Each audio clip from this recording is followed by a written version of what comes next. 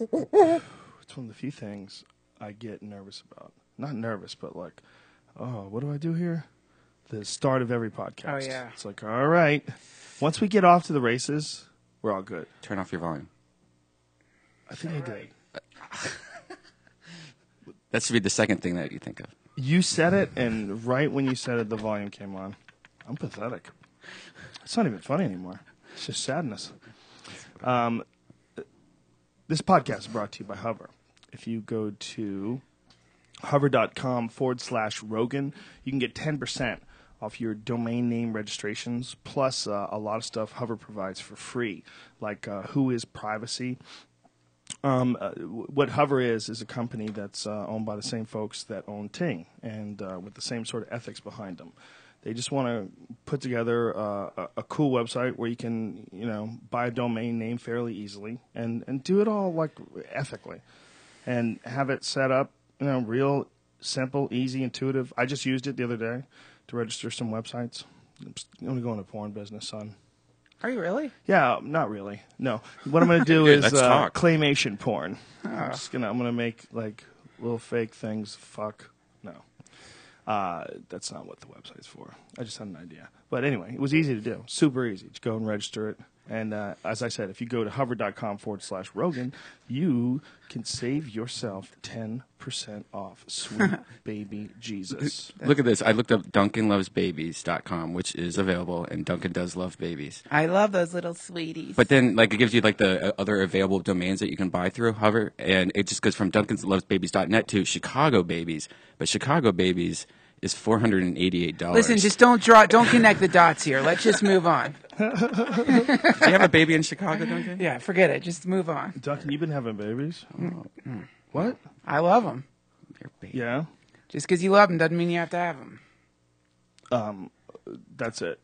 Go to hover.com/Joe, as I said. Is that what I said? Is that even what I said? What was the exact wording of it? Hover.com/Rogan. Sorry. And you get 10% off your domain name registration. So that's hover.com/Rogan.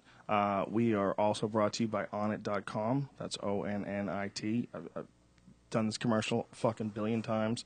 What Onnit is a company that sells supplements that increase your performance, whether it's cognitively, whether it's physically. There's Shroom Tech Sport, which is an amazing supplement that we put together. It's from the cordyceps mushroom. And the idea behind it is there's certain plants, like cordyceps mushroom being an excellent one, but it's not really a plant because cordyceps mushroom is a crazy kind of fungus. It's like a weird sort of a living thing. It's closer to funguses are, I believe, I don't want to speak out of school, but I believe they're closer to humans than they are to plants. That's right. Is that true? Yeah. Well, this cordyceps mushroom stuff, they first experimented it apparently in high-altitude herding communities. They found that the cows were more active after they ate these mushrooms.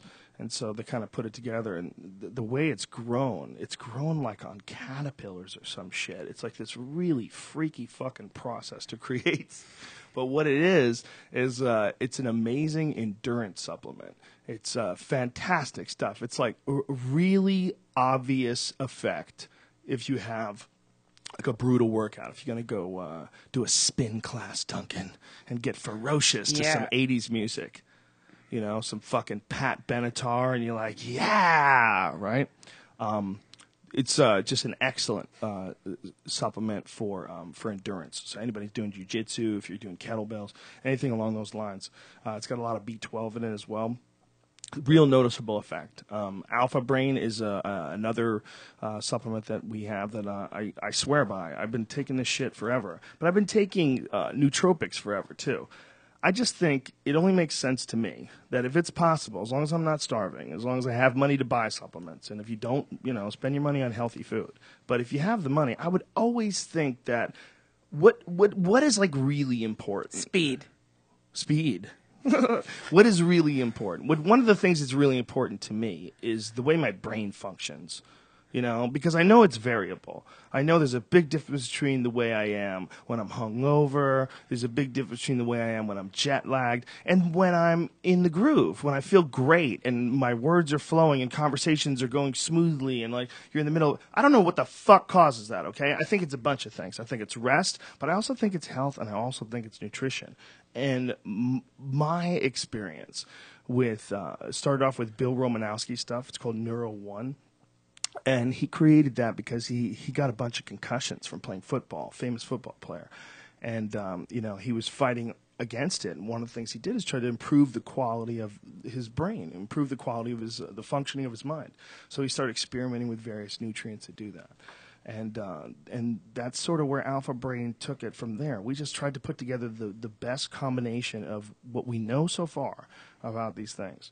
And if you're not interested in it, that's cool. I understand. If you are interested in it, you can go and use the code name Rogan. You can save 10% off any of the supplements. This is all fairly controversial stuff with some people, and that's one of the reasons why Onnit has a money-back guarantee, 100%. The first order of 30 pills, within the first 90 days, you have 100% money-back guarantee. You don't even have to return the product. Just say, this sucks, give me my money back. It's because no one's trying to rip you off. We're just trying to sell you the best shit. It's not a massive difference. It's a subtle difference, but I believe it's a real difference. I think it improves the quality of my thinking. It sounds crazy, but if you just Google nootropic, NOOTROPIC, you will see all the different studies and tests that have been done on it and shown increases in memory, and it's really fascinating stuff.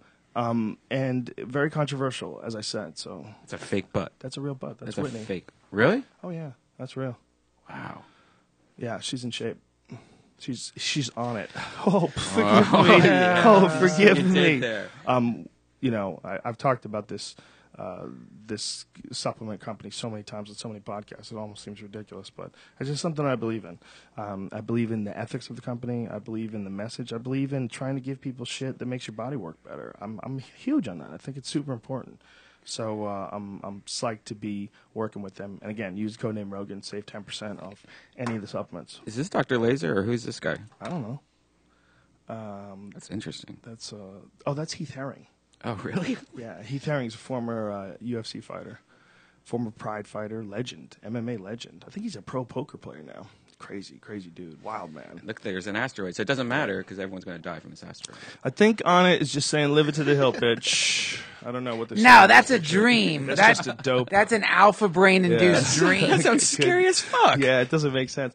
Well, look, it's the whole company is like, it's very cool. It's a very cool company. And, you know, one of the cool things about it is they're like Aubrey is a young dude. He's a very enthusiastic guy.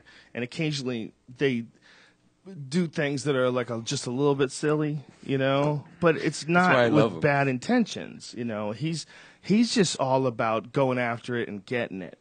When you talk about going after it and getting it though, there's a certain douchiness that just sort of like comes off when you talk about like, you know, anything that pumps up your masculinity, you know? Yeah. Anything that, like, makes you more vibrant as a man. It's, like, borderline really douchey, you know? And one of the things that was in this guy on my message board picked up was it said in the this new supplement, T+, a testosterone supplement, it says something about it increasing your swagger. And everybody... See, yes. I saw it. First of all, I read it and I went, no.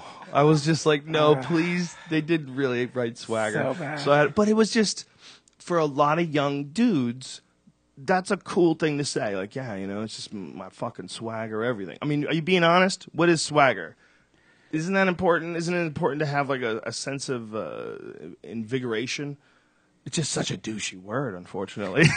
Yeah. It's not bad to have a swagger. It's definitely bad to use the word. Yes. Yeah, if it's like a genuine swagger. It's like the name that should not be said. Do you know, I mean, what is that when you feel great, when your life is fucking rolling around, perfect, just on the perfect frequency, and you have that feeling like you just walking, like is that but it's not swagger. Okay, it is kind of a swagger, but swagger's too gross a word, so we have to have another word for it.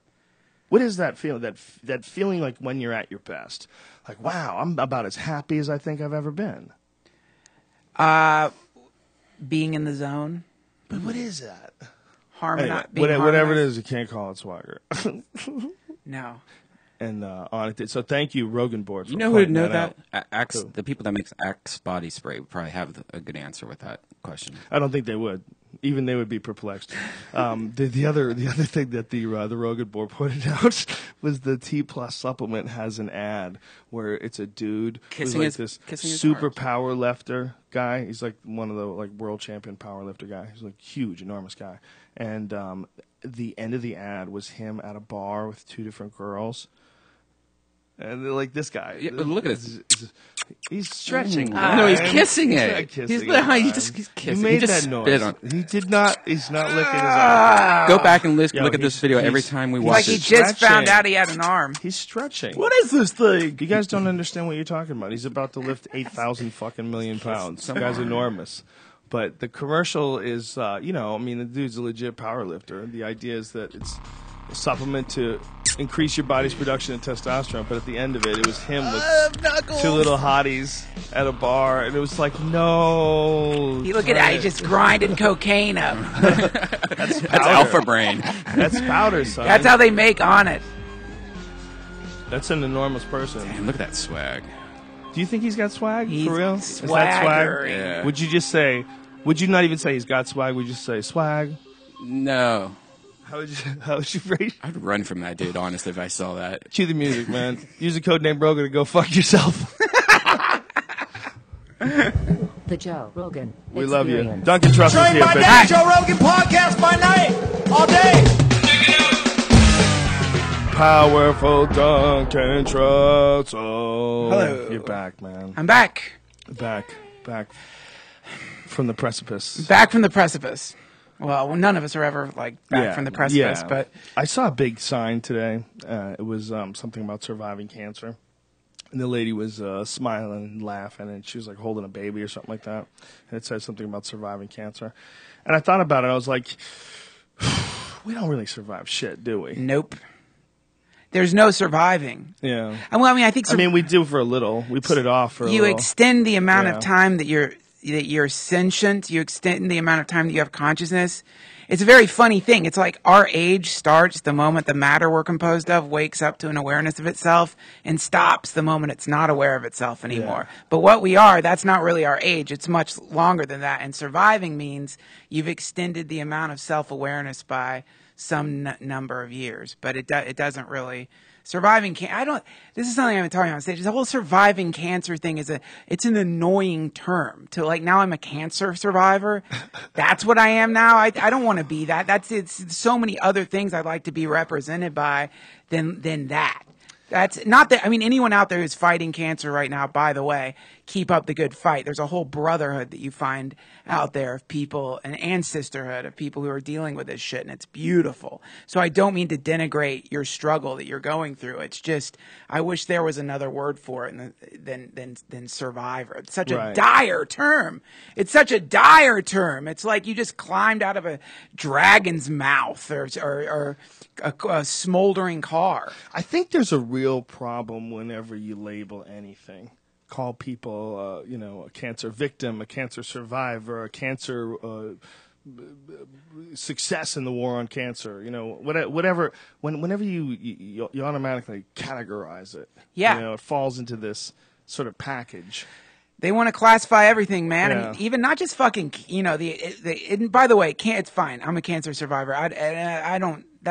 It's not a term I care for, but fine. But what's weird is when people that becomes their new identity. Mm-hmm. Like what they were before they didn't die from a disease or a thing becomes insignificant to this one little moment of overcoming something. Right. And I think that's where it's weird to me. It's like, well, no, you're the sum total of everything you've done, not just some inevitable blip that emerged that you climbed out of or temporarily managed to stop. Why are you wearing a pink ribbon then?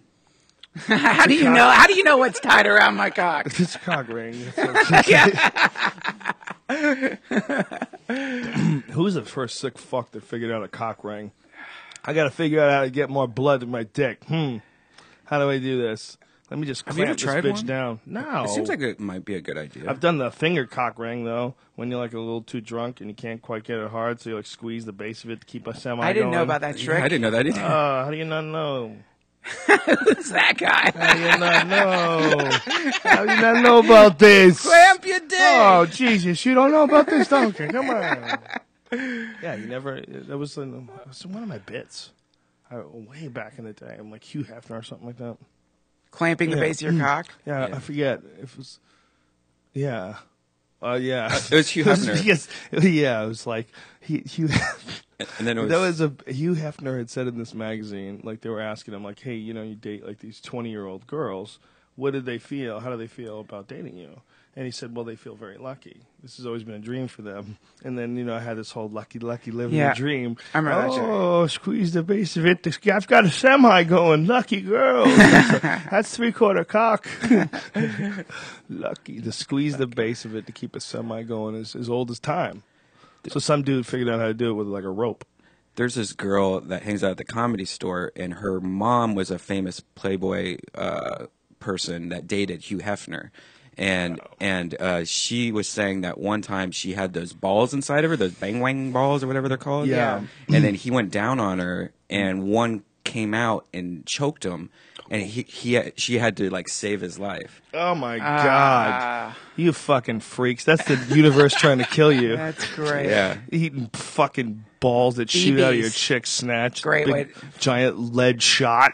That's a funny way to die. Yeah, what is that about? Do you carry the weights in your pussy so it makes you like clamp down, and that's what keeps your pussy tight? Is that the move? Yeah, it's like you're constantly like tightening your pussy up to like control these balls that are inside of you when you walk. So it's kind of like a Wii Fit for your vagina. That's fucking bananas. How crazy is that? Chicks have been lifting weights with their pussies. It works too. Yeah, there was a woman in Russia, I think it was a Russian woman, who could stick something in her pussy, like, and clamp it down and like pick up weight, like actually like a jaw. It would clamp down on this. You know, she would stick like a ball on a rope in her pussy and then clamp down and like lift weights. Crazy. Have you seen these anal trainer tails? They're like what girls who like anal, they keep them inside of them, and they have like a tail, like a hair tail, like a ponytail. Yeah, I've seen those. And Any chick who can lift weights with her pussy has got to be just an unstoppable freak. Like, there's no way you're going to satisfy her. She's lifting weights with her pussy. She is like she's all about milk and cock. That's all she's all about. That's her number one thing online. And she's so good at it, she can't wait to get a cock in there to shock the guy. Yeah. It's probably mostly new cocks. You know, because these guys are like, what's the big, oh, Jesus! And it's like a fucking fist grabbing a hold of your dick. Jesus! I mean, she can pick up weights with her pussy. It's probably way stronger than her hand because she's developed it in like some crazy way. It's hilarious the way people spend time on this planet. It's amazing That's- that some people are just like, I'm going to make my pussy strong in this incarnation. Well, been doing it with what the is it? dicks What if it lately. was amazing though? What if it made a huge difference? Oh, I don't think there's a, Like girls do I'm Kegels. not right? saying there's better or worse. I'm just saying it's a funny thing. Like, like if you came out of a spaceship on some alien planet and you're like, all right, while I'm on this planet, I'm going to make it so my vaginal muscles are fucking strong. Well, if you enjoy sex though, and you enjoy pleasure, Duncan, if we it do it really with dick is pills. possible that you can make the vaginal muscle stronger. you can. And then, but why wouldn't you do that? I would do that if I was a chick. Why wouldn't you want to have like a super pussy? It just I depends. do it with dick pills. You do it with dick pills. We all do it with dick pills. I am not leveling judgment on these wonderful women who are making their vaginas strong, and I encourage it. I think you should do it if you're drawn towards that. Mm-hmm. I just think it's a curious thing the way people spend their time. That's certainly of the ways people spend their time. That is a fascinating way. It's also fascinating the idea of like a Viagra or something along those lines, like a pill that makes your dick hard. And what using if zinc. what if there was like exercise that you could do that could make your dick bigger and harder. Yeah, And like you're your dick, you constantly get bicep exercising. muscles. Yeah. Like you could grow your dick the way a dude grows his chest muscles. You know, just steady workouts. Gyms would be disgusting. Did you see the video I posted about the Indian guy, the sadhu that wraps his cock up in a stick and stretches it out? No. It's on my Twitter. Find it on my Twitter and pull it up. I think we can even show it on Ustream because you don't really see it. Sort of. It's sort of tucked away. It's very strange. Please, Ustream, don't take us down. Please, YouTube, don't take us down. Oh yeah, Ustream won't let you show this. Well, this is amazing. Well, this guy. yeah, if there's nudity in it, we can't show it. Oh, you can show it. Just show it. It's like tribal nudity. It's not even Tribal nudity. That's like National Geographic nudity. Yeah. We can do it. What'll happen? I don't even want to say what because Could we go to jail? I'm gonna turn off the mics for 1 second. Okay, hold on.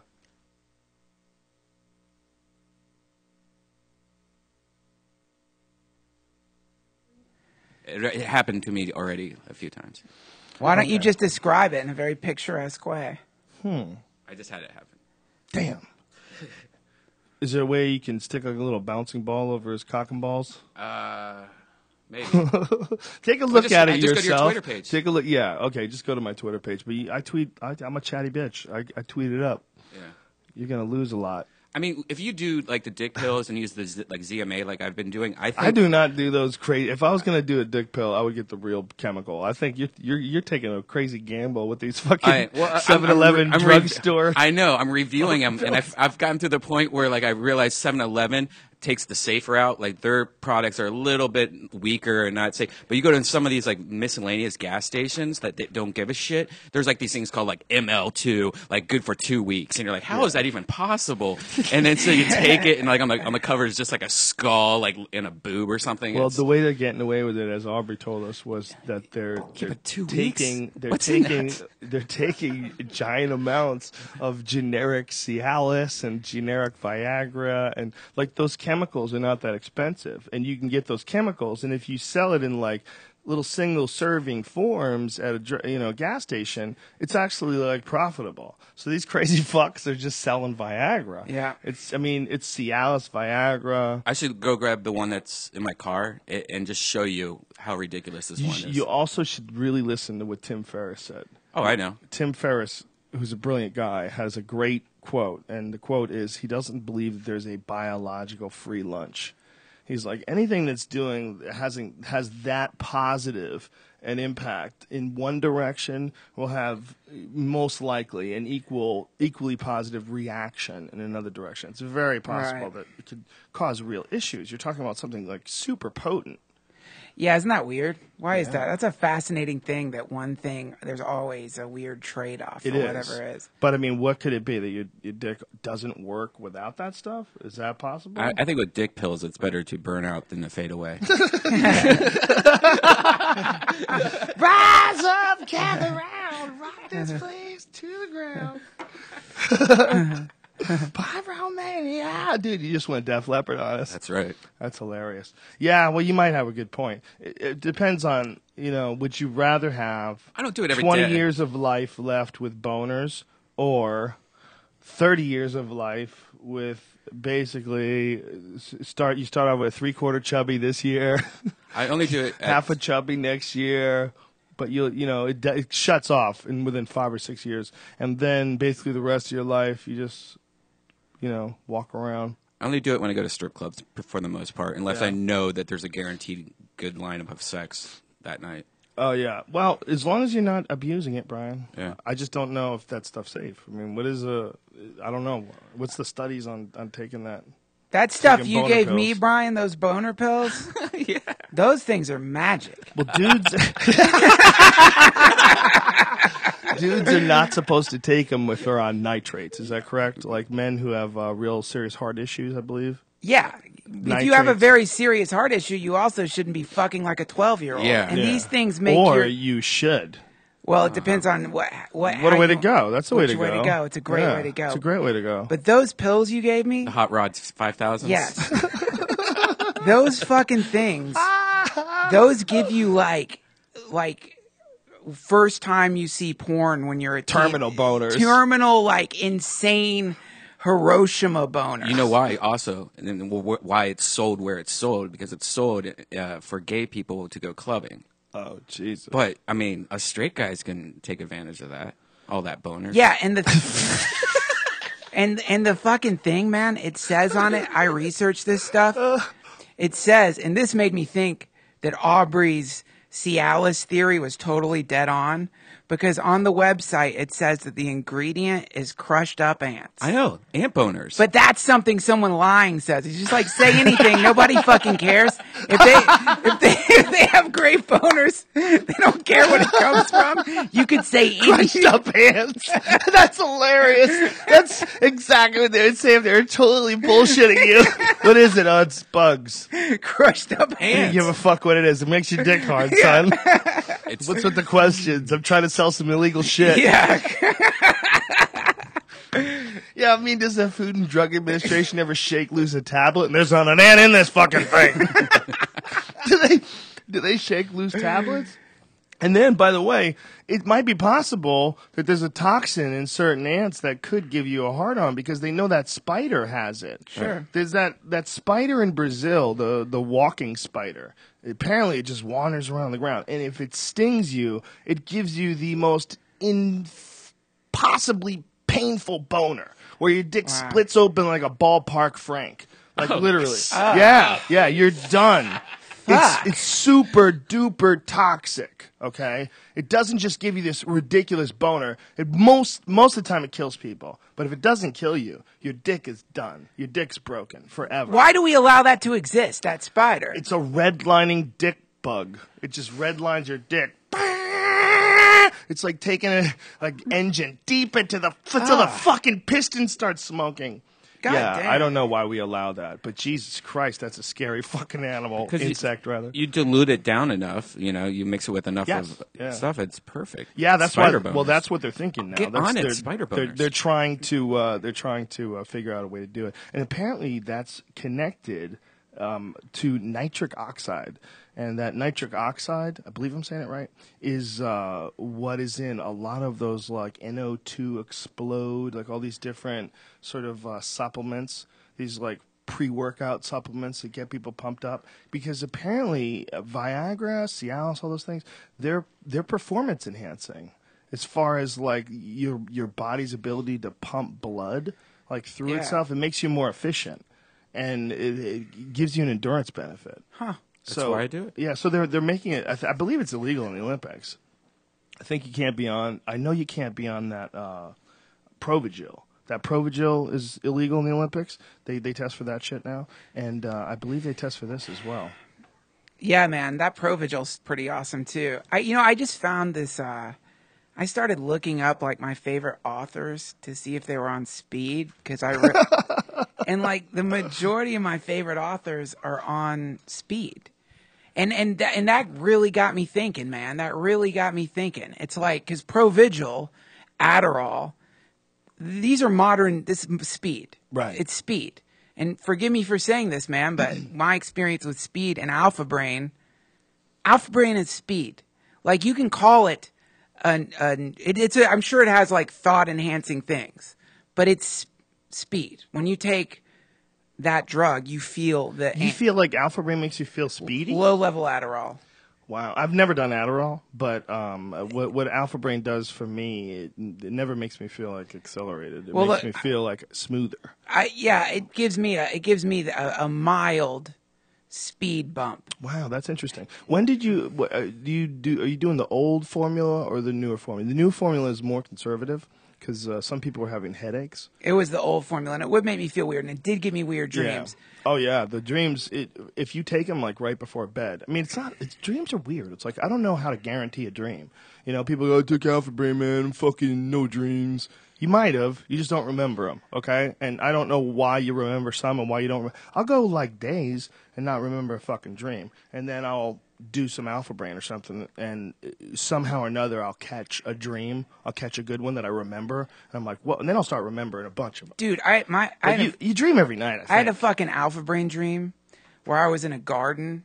I was standing in this primordial garden, and there was like fucking all these weird like silvery golden apples floating up in the trees, and I held this like weird silver mirror underneath it, and it made what the fuck are those? Brian, what are you giving me this for? Why are you giving me? Why are you giving me? That's my rubbers. that's my emergency pack. That's actually what they sell now. They sell like a condom with a guy pill and a girl pill together. So you give the girl the pill, and then you take your pill. You wait like an hour, and it's like raging boners and vibrating vaginas. What? Yeah. And What then, does the girl pill do? It just made like the girl I was with said that it just made her vagina feel like really tingly. Huh. And the other, Crazy. I didn't even know there was a girl pill. yeah, that's my emergency packs that I keep in my car. But the other one's for 5 days. This was the one that is a cheap 5 days. a cheap one. Your dick's gonna blow up. It's made entirely of wandering spiders. Your dick's gonna explode. And this is the Yeah, Mega Knight, and it's a Magnum condom, of course. yeah, of course, because you got a big giant dick, right? No, it's because this pill makes you have a big giant dick. But you have a big giant dick anyway. No, I right? don't. It's pretty decent No, it's size. just a little bit of average. The girth is what's really good about it. Chicks say that's very important. You can have like a shorter dick, but as long as it stretch out a little bit more. Well, it's the hook also. Like, I've always put my boner, like, underneath my belt, like, my whole life. Like, so it's, like, you know, facing my head, like, straight up. So you smash it with So your I've belt? been smashing it and, like, bending it towards my face the whole Like time. when So you were now, a child? yeah.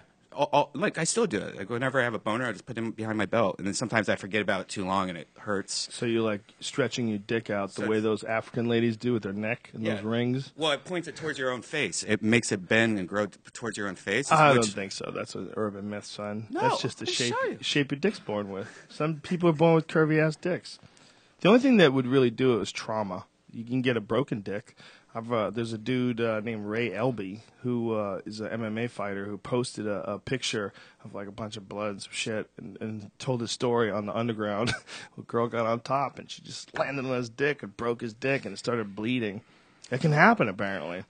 But I'm that sure. can give your dick a funky right hook. Have you sprained your dick from having, like, I sprained my dick recently where it hurt for like 3 days. Owie! Don't let crazy bitches get on top. You got to control the situation, son. Yeah, it was. Don't let anybody breaking your dick because they're on ecstasy and they fucking think this is an awesome song.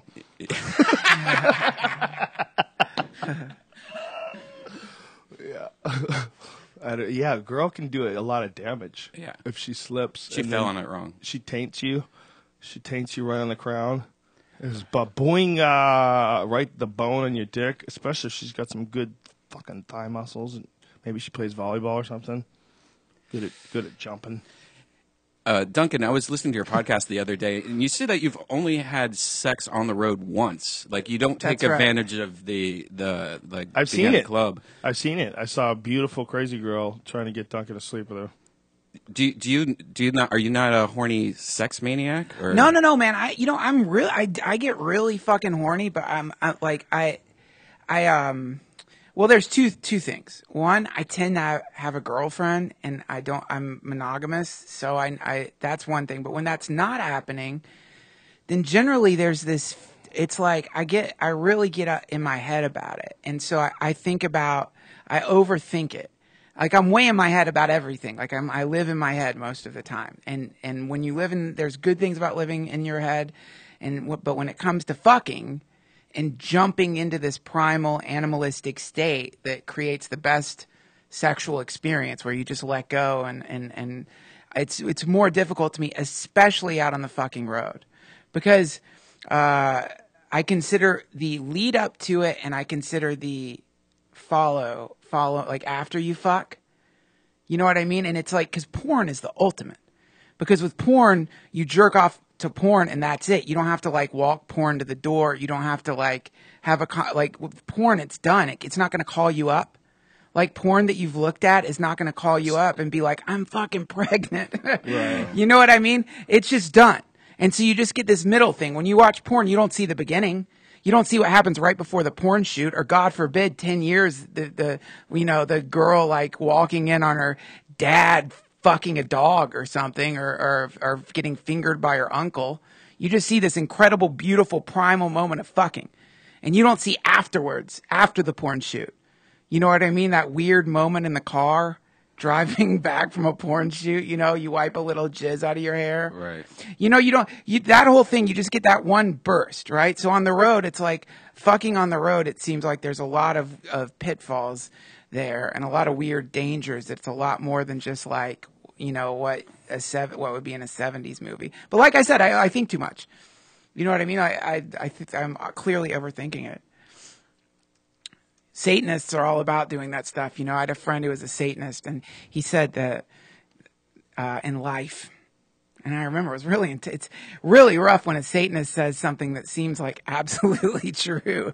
But he's like, you know, this is coming from a guy with Lucifer tattooed on his chest.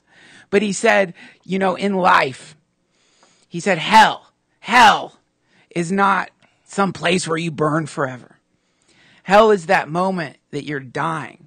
That moment when you're at your deathbed or you're in the car, you're sitting at the car, wherever the fuck you are, you're dying, and your mind goes back and thinks about all those opportunities you had to experience life to the fullest.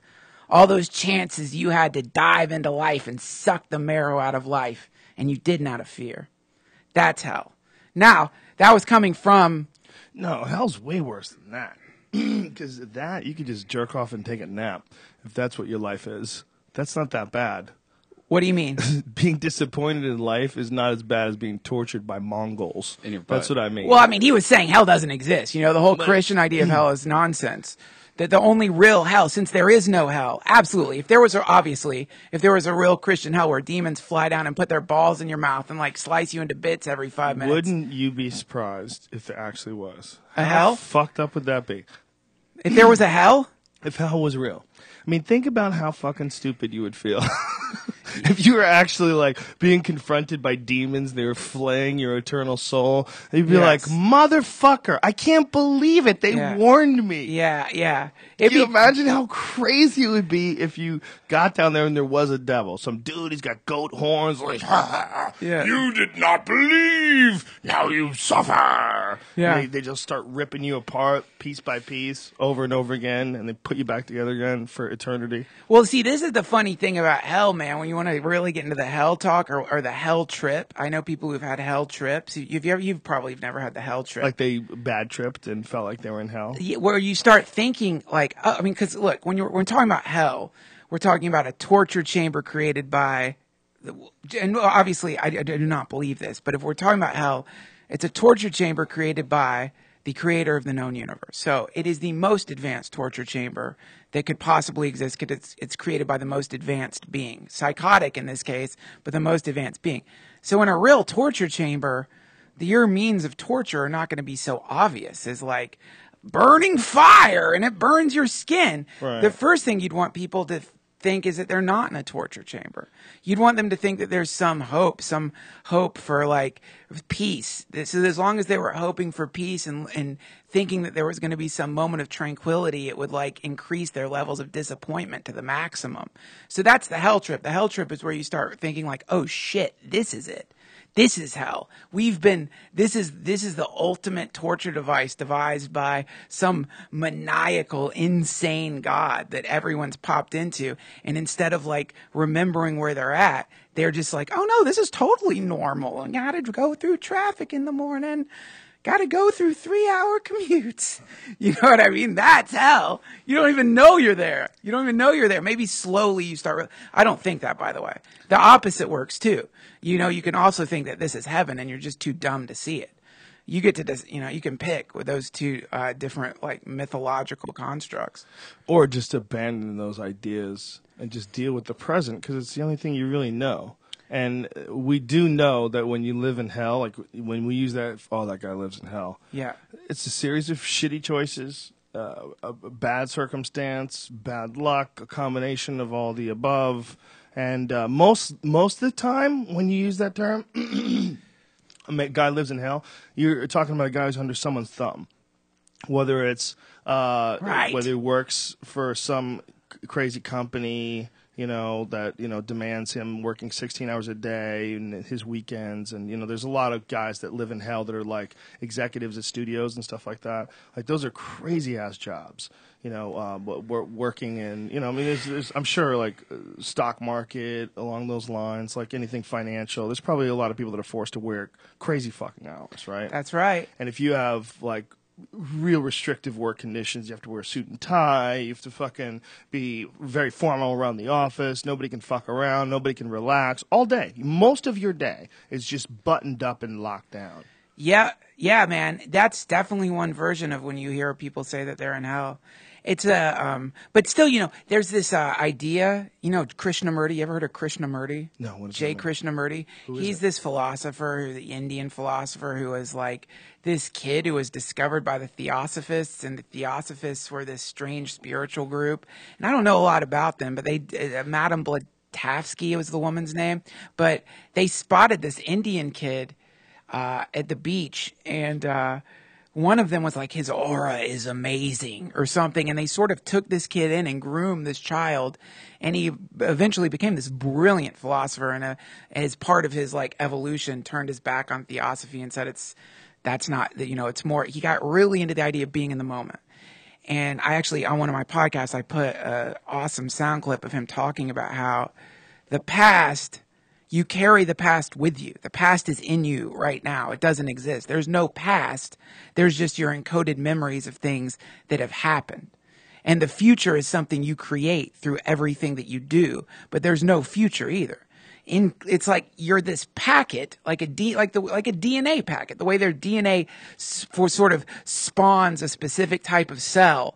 What you do with what you carry around with you in every single moment spawns your reality around you, which is why people who, you always will run into people like, I don't know why this always happens to me. I always get dumped. I just don't understand it. I always get dumped, or I always end up in this predicament or that predicament. Well, the reason is you're like a caterpillar or a silkworm, and you're spinning your reality with every action that you do, because that's all there is just this, this moment.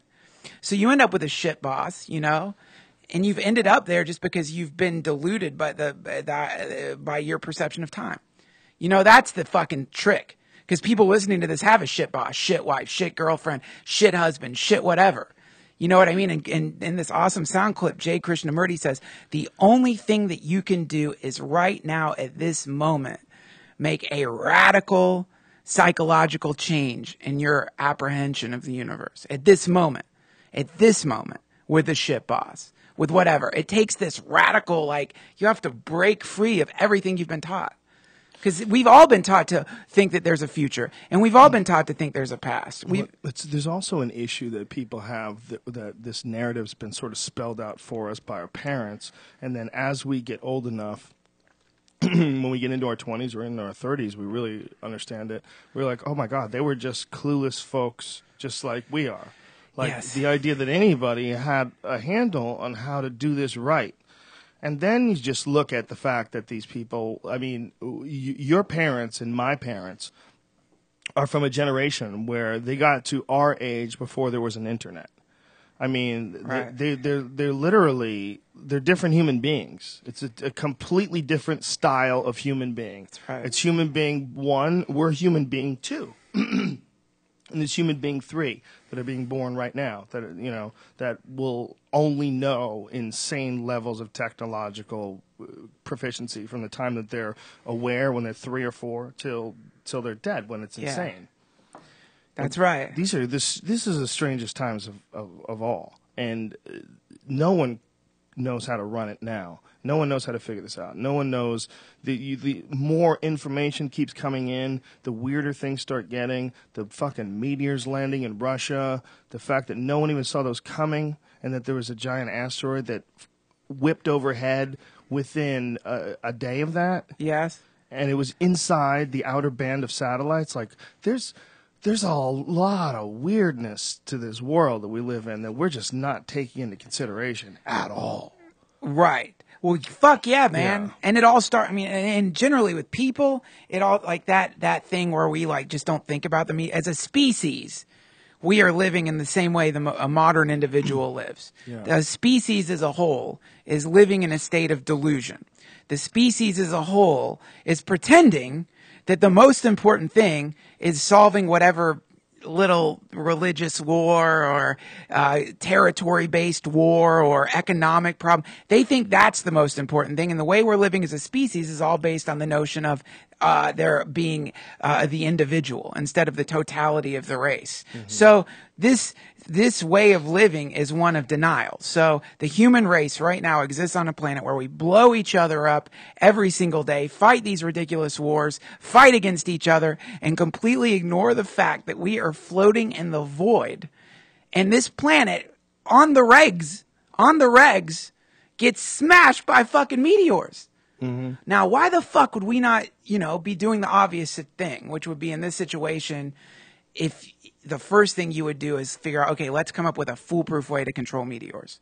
Then we'll fight. Then let's fight. There might not be one, and not only that, a lot of these asteroids that they're picking up, they're coming in from amateur astronomers, like a good percentage of them. Oh yeah, I know, but there's not that many professionals watching the sky. Well, this is the whole thing where they say like 1 month of we stop 1 month of war in Afghanistan. Mm-hmm. You know that number, right? If you stopped war for 1 month in Afghanistan, you could pay for everybody in the United States to go to college for free. It's some kind of crazy number. Now that number, it might be 2 months. So in the same way, if you consider that, you know what I mean? I was saying is, as a species, our priorities are a little weird. And as an individual, people in the same way, they spend most of their time ignoring the fact that there's a subjective meteor that's guaranteed going to smash into your life at some point, which is old age, disease, and death. There's no way around it.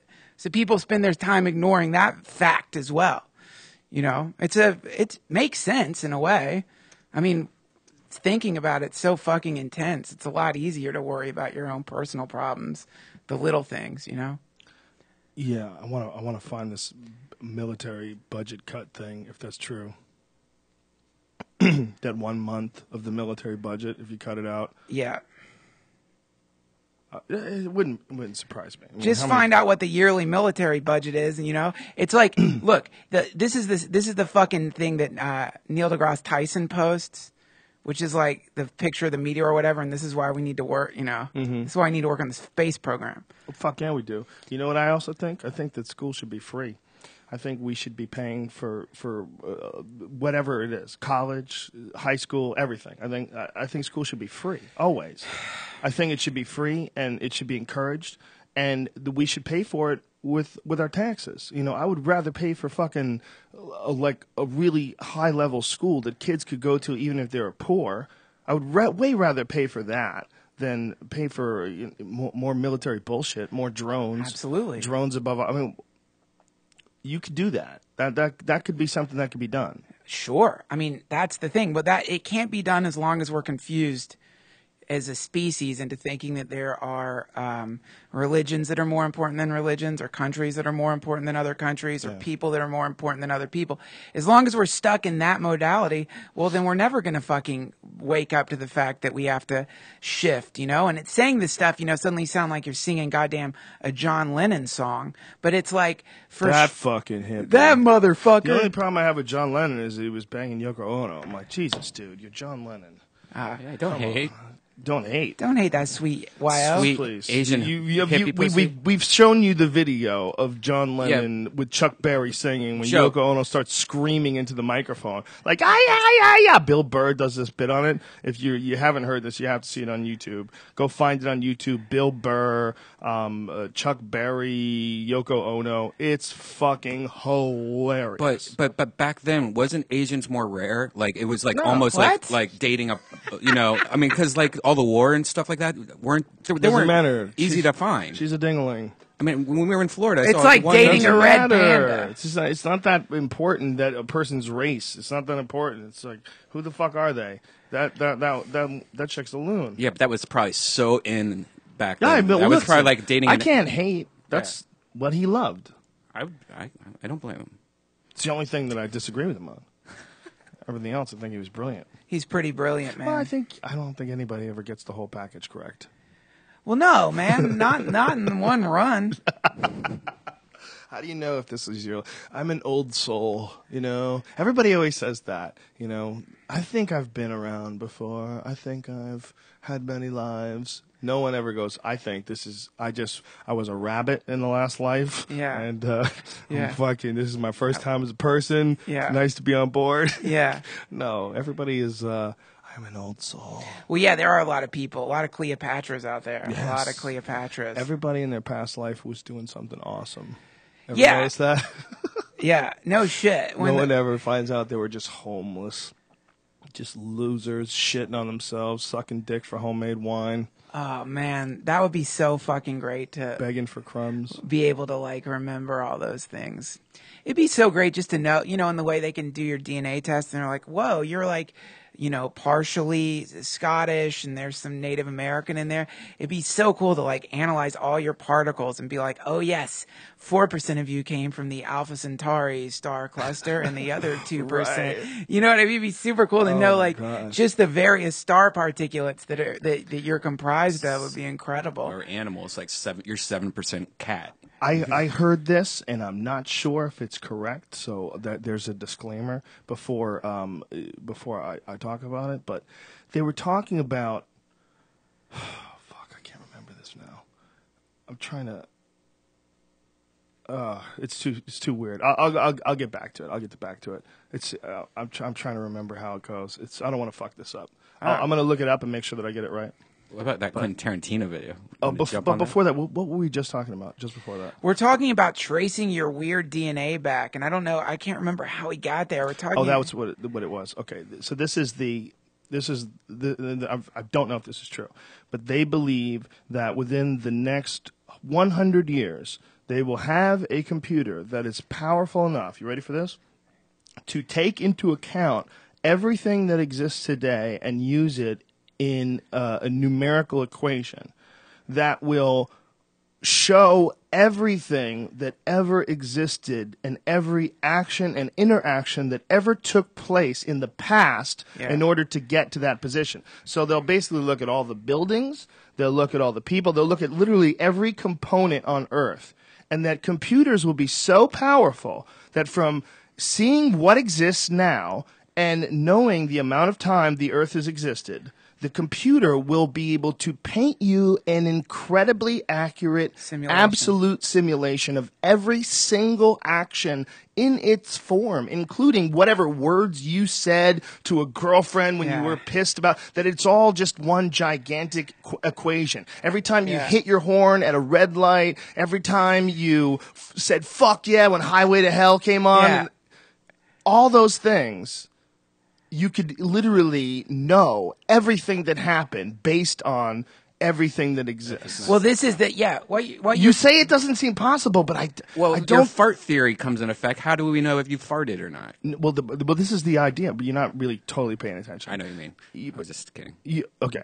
The idea is that when you can have there's these things that they're coming up with, and they're almost like the size of a large grain of sand, or like smaller than a grain of rice. And they can take photographs, video, they can send images, Wi-Fi, wirelessly. They can also have a GPS locator that tells you exactly where they are. So essentially you can have a data bank of cameras with dust. You can spray dust over a city. Okay? These little powdered things, they'd be everywhere. You'd never clean them all up. And you would essentially have a rough picture of everything that's going on all the time. Yes. Once you got to that point, you could get an accurate account of everything that exists on the Earth. All the water, all the blood. I mean, it's not outside the realm of possibility. If we can measure right now in our crude technological way, where 200 years ago we were riding animals, and you didn't have cars, you couldn't take pictures. Within 200 years we could do that. We can tell you how many acres something is. We can tell you, we can do radio frequency tests or whatever the fuck they do to find out what's in the ground, what the soil's made out of. We can get a pretty rough account of what we've got around us. Well, if they can get to a point where they can literally tell you everything that exists and have it calculated, everything that exists in this form on Earth right now, and know how long, and know what we know about human history, and put it all into account, and be able to actually see a recreation. of everything that's ever happened. Well, here's the thing, that the one little piece you're missing here, it's so funny you're saying this because I got super stoned in Vancouver and started thinking about something like this. But here's the thing you're missing. Yes. But you know what that is you just described? What? That's a fucking time machine when you add one more component to it, which is a neurological interface that instead of it like you watching, it places you inside of the recreation. So now you're able to zoom backwards through this like simulated past reality based on like, well, if this happened before this, we can figure out what happened before that. And there would be a kind of rate of entropy too, based on like the further back you got, the less accurate your prediction of things that happened would be. It seems like I don't think you'd be able to perfectly. Yeah, you wouldn't be able to do smell because there's no smell technology that would know all the kinds of smell, like apple pie. Well, maybe it could simulate. Maybe it could That's actually kind of a good point. That's what your fart theory. That's what I was talking about. Well, what I'm basing it on though is events and like things that have caused like why. Like, you ever go to the Big Island? You ever been to the Big Island? Mm. The Big Island is actually the least populated. It's less populated than Oahu or Maui, but a big one half of a side of it is all lava fields. It's all just like, that fucking thing exploded like recently, like within the last who knows how many 100 years, whatever. And there's lava, like rock, all over the place. If you could accurately say, okay, well, this lava's been around for 150 years, and before that it was pastures, and they actually have photos of it. You could have like the locals describe what happened when in 1820 the lava came over the top and covered the town. We can get sort of a pretty decent picture based on stuff like that. I don't think it's outside of the realm of possibility that they can get a totally accurate picture of history. Oh wait, here's the other part I forgot. This is another piece of technology that you need, based on the idea that you have this insanely advanced computer, right? Right. And the idea that they could, what they're doing with the Human Genome Project, somehow they finally pull that off with the human brain, so that you could start doing brain scans and gather people's memories together. Right. That's the other piece of it. So then what you end up having is, instead of just having these particulates that scan the geographical makeup of the planet, you also have somehow the ability to absorb the memories and the memories of human beings. Could you imagine, though, if somebody else had to go and access your memories? You'd be like, what the fuck am I looking at? Like, it's just like blurry legs and, some girl's butt where she shows it to you, and, a TV show that you barely can remember the plot. Yeah. I mean, how fucking accurate is your memory? I mean, the idea of tapping into your memories and then putting it on, you'd be watching like the most retarded animated GIF file ever. That's what it would be. It's just like video. Bang, boom, bang, boom. Here's where it gets really crazy. It would be like a Vine video. Fine. But it'd be a little longer. It would be blurrier. It'd be way blurrier. That's so true, man. That's a funny thing you're saying. That's like an existentialist idea. That's an existential idea, which is this idea of like our actual lives, when you consider your POV, are so the opposite of movies, and so the opposite of the construct of like some beginning and some ending and some middle place. It really is just this blur of like, coffee's going into mouth. Yeah, turn the radio. It's like it's a significant moments come afterwards. You like sort of decide the significant moments, and that's what you relate. But there's far more moments of just driving in between those significant moments, or walking, or like. It is a blur. Human existence is mostly just a blur. Memory is a blur. Memory is very sketchy. That's why people like Neil deGrasse Tyson gets out of jury duty, says he doesn't trust eyewitness testimony. Right. And they're like, get out of here. But he's right. It's been shown to be wrong. I mean, people have gone to jail because of false eyewitness testimony, where the people who were testifying, the people who were testifying were absolutely convinced that they were right, but they were wrong, and the wrong people went to jail. It's been proven. It happens. Especially when you're under stressful situations, who knows what the fuck you're seeing, what you remember. I think a lot of these like Bigfoot sightings and wild animal sightings, I bet there's a lot to that as well. I think when you're in a stressful situation, something freaks you out, whether it's a bear or something, all of a sudden that bear becomes Bigfoot. The bear runs off, and you're like, it was fucking Bigfoot, man. I swear to God, it was Bigfoot. Meanwhile, it's midnight in the middle of Columbus, Ohio woods. All right, you can't see shit out there. How the fuck do you know if it's Bigfoot? Yay, Columbus! Powerful Columbus this weekend. Yeah. You know what I'm saying, Duncan? Yeah, I do know what you're saying, man. Can't trust eyewitness testimony. You can't try. Yeah. If I got a hold of your memories, I'd be like, but Duncan, what did you do to that baby? You'd be like, no, dude, that was a doll. I got a video in my mind of a baby getting waterboarded. It would just be it wouldn't be so exciting. I think it'd just be murky and like. What if they found out that waterboarding only works on babies?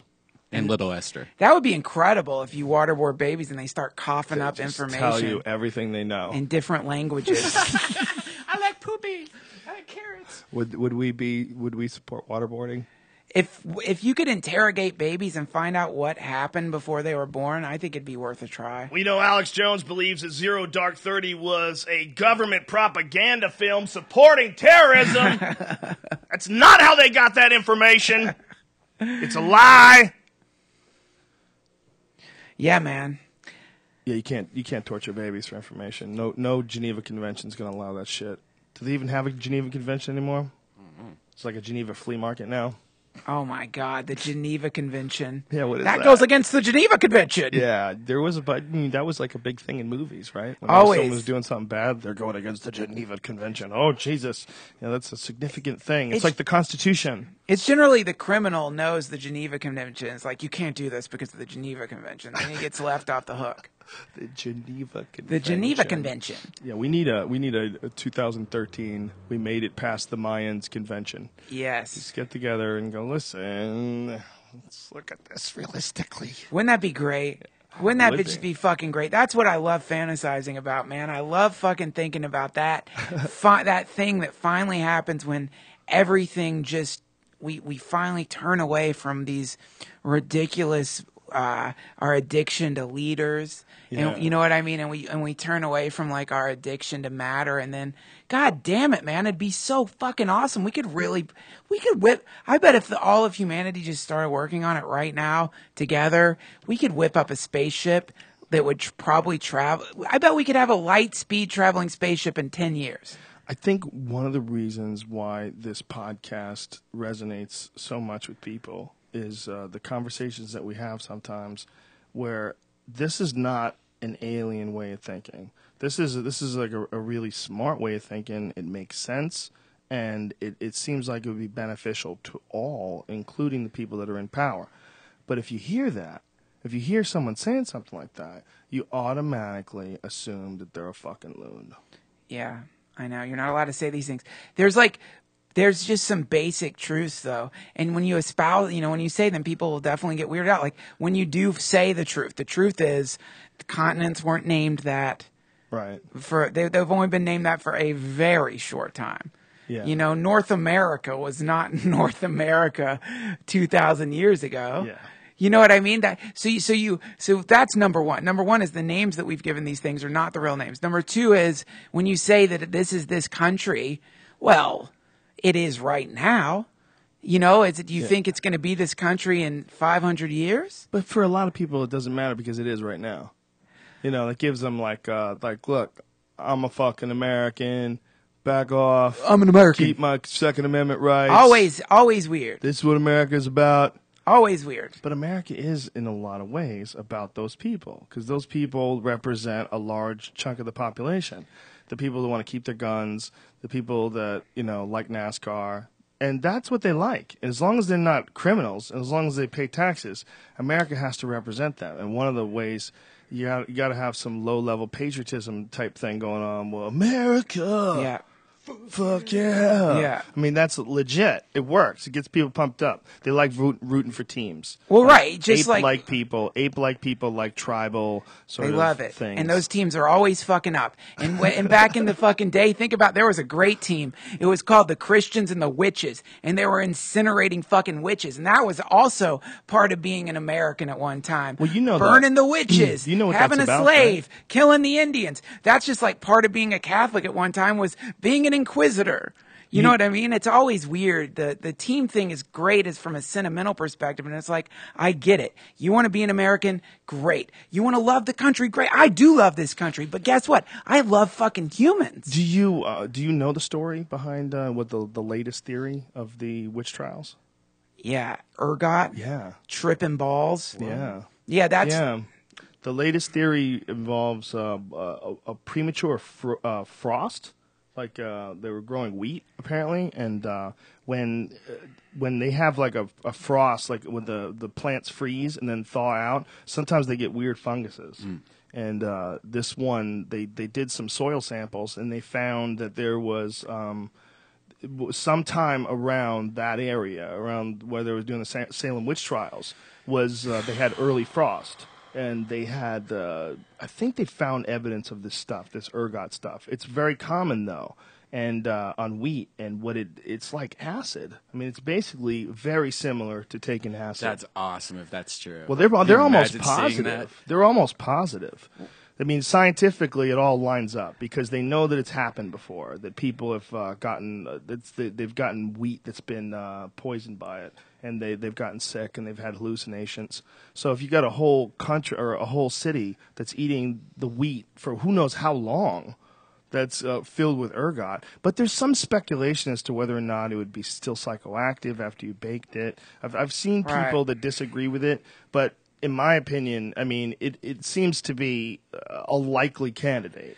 Well, there's also the thing where there was like an oppressive religious structure Sure. confusing people into thinking that there was a devil. Yeah, it could just be a high-level percolation of crazy. It could just be, let's burn witches, let's take this shit to the next level, bloop, and then, we got to blame it on something. Yeah. Because, I mean, you look at the stuff people are getting burned as witches in Africa right now, and they're not... There's no ergot. There's no ergot, yeah. Usually there's just a bunch of horny, angry guys who want to fucking torch a bitch. That's what it is, man. And it's like, also, it's the bad version of like of what they call the patriarchy too. I mean, the fucking witch burnings were just the same as us like killing the Indians in a different way. It was like there was a religion that existed before Catholicism came rolling through planet Earth, and that religion was what we call paganism, which is country dwellers, is what that means. Just people who are more in tune with the earth, knew about herbs and stuff. That's why, all of our holidays are fucking weird. Yeah. All of our holidays are They're all mismatched. They're all mismatched, weird shit that we don't really understand based on Jupiter and like just strange. Fucking Lupercalia is what Valentine's Day is Lupercalia. You know about that? You know what Lupercalia was? What's that? Lupercalia is fucking crazy, man. You would get like Valentine's Day, around Valentine's Day, it was called the Festival of Lupercalia, and Luper was some kind of wolf god that the Romans worshipped. Whoa. So what you would do is you would as I recall, I looked it up on Wikipedia. You can look it up, guys, and you'll find a much more detailed. Spell it out to me. Lupercalia, Lupercalia. Yeah, read that shit. That's what Valentine's Day used to be.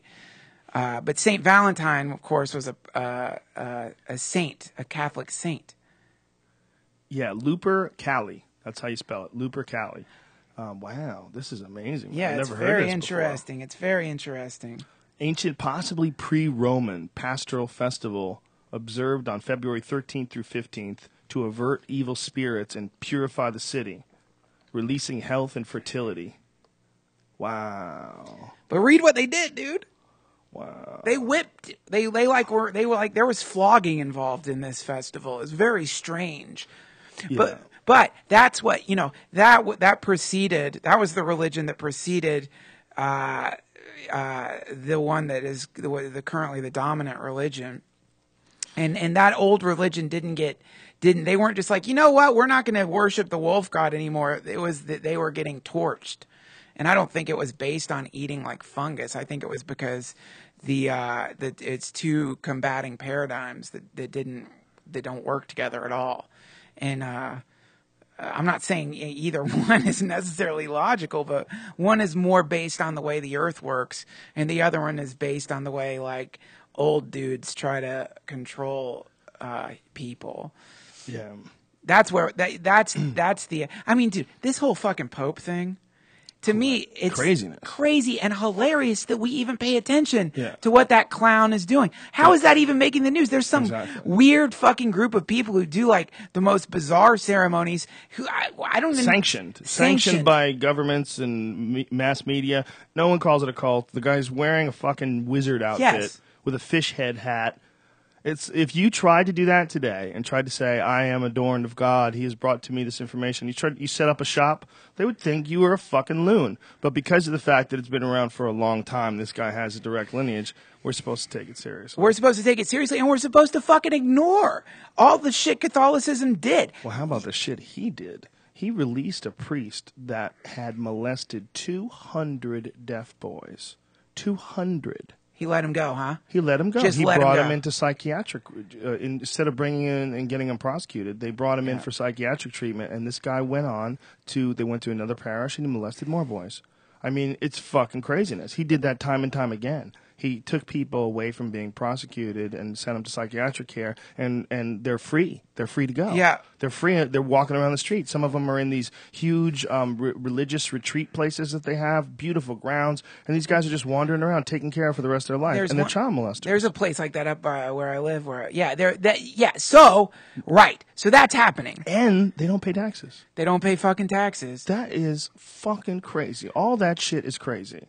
The idea that they should be able to make golden buildings and not pay taxes. Bitch, are you out of your fucking mind? Can you fucking imagine? That's a business. It's a business.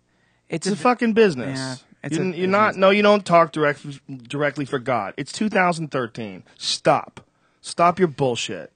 You're not telling the truth. You don't know that much. I don't believe you. I think you are very charismatic, and there's a lot of people that want to believe you, and they'll go along with it. But you're talking crazy. God's not talking to you, stupid. No, you're an asshole. You're an asshole, and you're taking their money. And we got to make sure that this stops with our generation. We got to make sure that future generations don't have a gigantic religious leader, someone who tells them based on some nutty shit that was written thousands of years ago by people who drew on animal skins. But also, it spreads. The way that looks with Catholicism is just one version of the problem. The other problem is the guy who calls. There's like in the way there's a pope, there's also a dude who calls himself the president. But instead of representing some phantasmal force called God, he says, I represent the will of the people. Mm-hmm. Yet he doesn't really represent the will of the people. It doesn't seem like that when he goes to when they do the polls, and as it turns out, and I'm not just the president, of course, the government as a whole. The president doesn't have totalitarian power, but I don't think that the president really represents the will of the people, and I don't think Congress represents the will of the people, and I don't think Senate represents the will of the people any more than the Pope represents the will of God. And I think it's this imaginary thing that we're supposed to believe in because it makes us feel more comfortable, as though these people are really enacting the will of the people. I think the will of the people is that we want peace. We want to be able to, we do want security. We want education, but we don't want fucking war with Iran. Yeah. We don't want fucking war with Iraq. How the fuck do you say it? How did I forget to say that? I got so stirred up. We don't want it. Yeah. Nobody wants war. And if there is, it's a small faction of people, of sweaty, red-faced cocksuckers. Or like that awful, thin, fucking scarecrow cunt, Ann Coulter. Wah! Jesus Christ. She's like something that Baphomet fucking coughed up, like a hairball that Satan rejected. Did you see her getting booed at the Libertarian Convention? No. This fucking... Ugh! She fucking had the audacity, like in front of the Libertarian Convention, she said... They were asking her, like, do you think gay people can get married? And she's like, yes, gay people can get married to members of the opposite sex. You bitch. You dirty, tap-dancing, scandalous bitch. She's such a beast, man. So anyway, what I'm saying is there's a small faction of these pigs, you know what I mean, that grab the spotlight and produce this illusion. And certainly one of the great illusions is the idea that the Pope represents God, governments represent the people, television represents reality. What we have happening on this planet is dramatic cases of misrepresentation coming from a small minority of people who've managed to grab power. And this creates an illusion that people try to live by. And the reason everything's all fucked up is because it's not based on what's really happening. Yeah, and I believe that's one of the reasons why government likes to keep religion in positions of power and keep them tax-free, because it helps when people are in big groups. It helps when people are already indoctrinated to the rules of the group, because then you're more likely to be a person who listens to rules. The real issue with absolving all religion is not the denial of the existence of God, but the denial of man's knowledge of exactly what God is, who God is, what God wants. And instead, all you can do is base it on the wisdom of ancient teachings that we know to be true today. A lot of that is real. Being able to treat people the way you would want to be treated yourself, and in fact, treat people as if they were you living another life. That's how I literally try to do that. I try to do that. It gets a little taxing when you're like, why am I such a fucking loser in this other life? You know, it gets annoying. Why am I a dickhead in this other life? But if you just think about some of the things that people associate with religion, the ideas, the good ideas of charity and love and family, and the values of virtue in your ethics and the way you think of your fellow citizens, your fellow humans that you're in this colony with. Those are all really super positive for the most part. It's mixed in with a lot of scare tactics and fear and nonsense, and who knows when that was all added. That's the real problem. But we know when we feel great. We know when we feel filled with love. When we know when our life is at its best, and it's real simple. It's being around people that you also love. They love you. You're unconditional. You're all friendly. You're all happy, and not having a bunch of shit that bothers you as far as like, man, I should have been a singer, or man, I should have played baseball, or man, I should have given it a shot, or man, why didn't I call her that night and say, oh, sorry, why did I have to be, whatever the fuck it is, whatever it is. When you have regret, when you're in that weird state of regret, I'm very extreme with that, because I try to be like, I'm very harsh on myself as far as like, monitoring negativity and positivity and making sure that I'm in like a good track, you know. And when you like judge yourself to be like in a bad place, or you judge, that can really distract all of your creativity.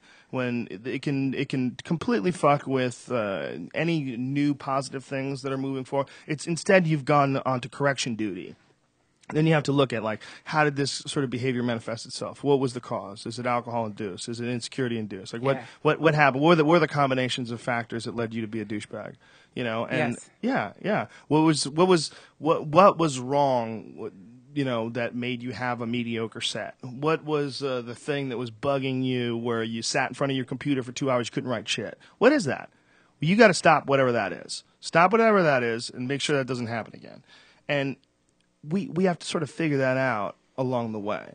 And that's one of the weirdest things about being a human, is we're all sort of figuring this out as this thing is in motion. And I always equate it to being like we woke up in the middle of a starship that's hurling towards a planet. And we're like waking up, hitting all the instruments, going, okay, where are we? We're going 75 million miles an hour. How close is that planet? Okay, are we gonna hit that planet? Does anybody know how to hit? Where are the brakes? Does this thing turn? Okay, how did we get here? Who built this fucking ship? And how long have we been asleep? Yeah. I mean, we literally are in the middle of not just a process, but like a journey, a process of constant reevaluation and ingenuity and innovation, where this technology that we're surrounded by is increasing in its power and ability like tenfold every couple of years. Like these crazy quantum levels where they're coming up with quantum computing, and they're talking about the ability to put Google glasses on and communicate with the fucking world all at the same time.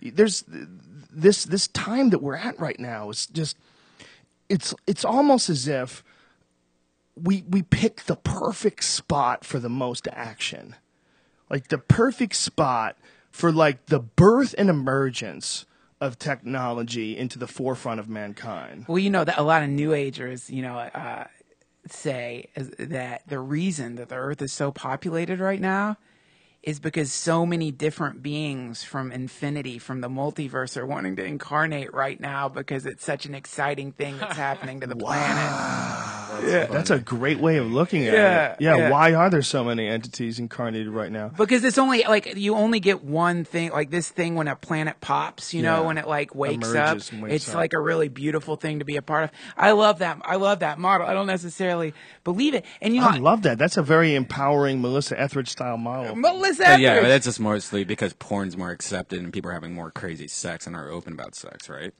What?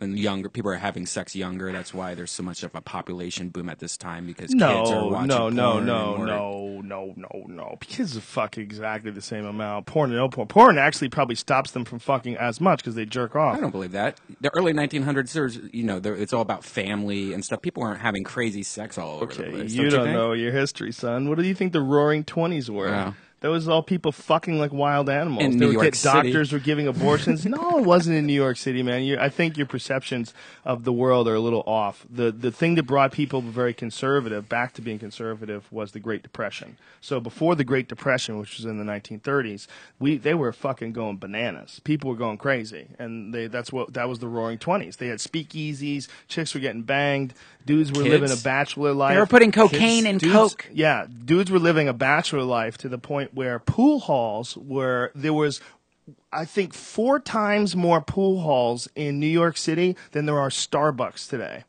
There were over 1,000 pool halls in New York City at the turn of the century.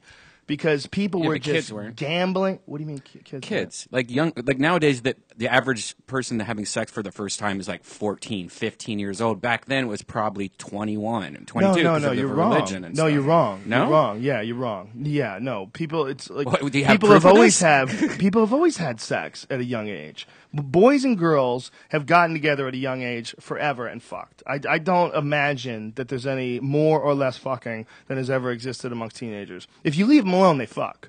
And who fucks more than Catholic school girls? You really think religion's going to stop you? Religion is not stopping a crazy bitch with a moist pussy. If you leave almost any animal alone with itself, it'll fuck. I don't buy that. But the conservatism that we think of from like the 1950s, well, that was in response to the fact that Hitler had just come along and World War II came along and our grandparents had to fight the Nazis. My grandfather worked in a plant that made a part for the atomic bomb. That was like always the big thing that everybody would brag around the house. Grandpa makes a part at his factory that is for the atomic bomb. Wow. So the conservatism that I think that came in the 1950s, the fear, the McCarthy era, when everybody's like, "You're communist, everyone's a communist." We were worried about Russia doing the same shit we had just seen the Nazis do. So then the 60s come along, boom, everybody finds drugs and free love and hippie shit, and the government's like, what the fuck? Like, stop this. Like, we're losing all. The government saw a bunch of soft men running around in sandals getting raped by Russians. The Russians just come over here and just storm our beaches and kick us into the fucking dirt. Everyone's on acid. Nobody wants to fight anymore. We're going to get overtaken by the Russians. The commies are everywhere. Did you go to the Communist Manifesto dinner? I just want to know what it was all about. Blacklisted. There was like a wild frenzy to stop the drugs and to stop communism and to stop any hippie bullshit and put more power back to the government. Well, that's the thing I've been thinking, dude, is that I think that there's basically 2 religions in the world, and that one religion is a religion.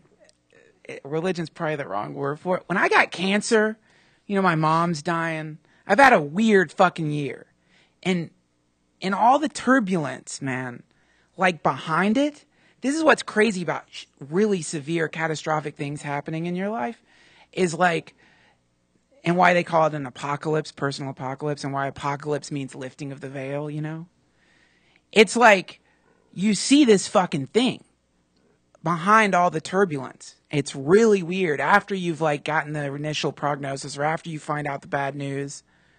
That, you go into like shock kind of. And then that fades and you pace around and you process. And then this fades away. And this fucking thing hit me, And I felt it when I've been on a lot of psychedelics. I think you've kind of talked about it in your DMT trip story. But God damn it, it's this fucking thing behind everything that's saying everything's going to be okay. Everything's going to be okay. And you feel it. It's not bullshit. Well, you're not delusional. You really pick up on this thing. What you feel is that you're caught up in the idea of this small loop being the big picture, that this small loop represents your reality, and it's so important to you because you have loved ones and because you have car payments and because you have a job that you enjoy. It's so important to you, this loop. But then it allows you to see that this loop is just but a thread in an infinite ball of yarn that goes on forever. And you look at it and you just go, okay. And it's like, it's going to be okay. You're like, okay, because like you realize that life and the universe and everything we find everywhere we look is fractal, and that it all is infinitely big. All of it is infinitely small and infinitely big, and it exists everywhere we look. There's no evidence. We never found, well, this is the end. This is the end of matter. Here it is. Yeah, it hits a wall, and then there's nothing behind it. Yeah. No, there's no wall, man. It goes down to subatomic particles that blink in and out of existence. They're in a superposition, so they're in two different places at one time. They're moving and still at the same time. It's fucking madness. They disappear, and they come back. We don't know where the fuck they went. And they can measure it, but they don't know what it means. And so I feel like it's probably got to be that with just life in general and everything, consciousness in general. I think we're clinging on to this one particular consciousness and this one particular moment in time because I think the human race is here to do something.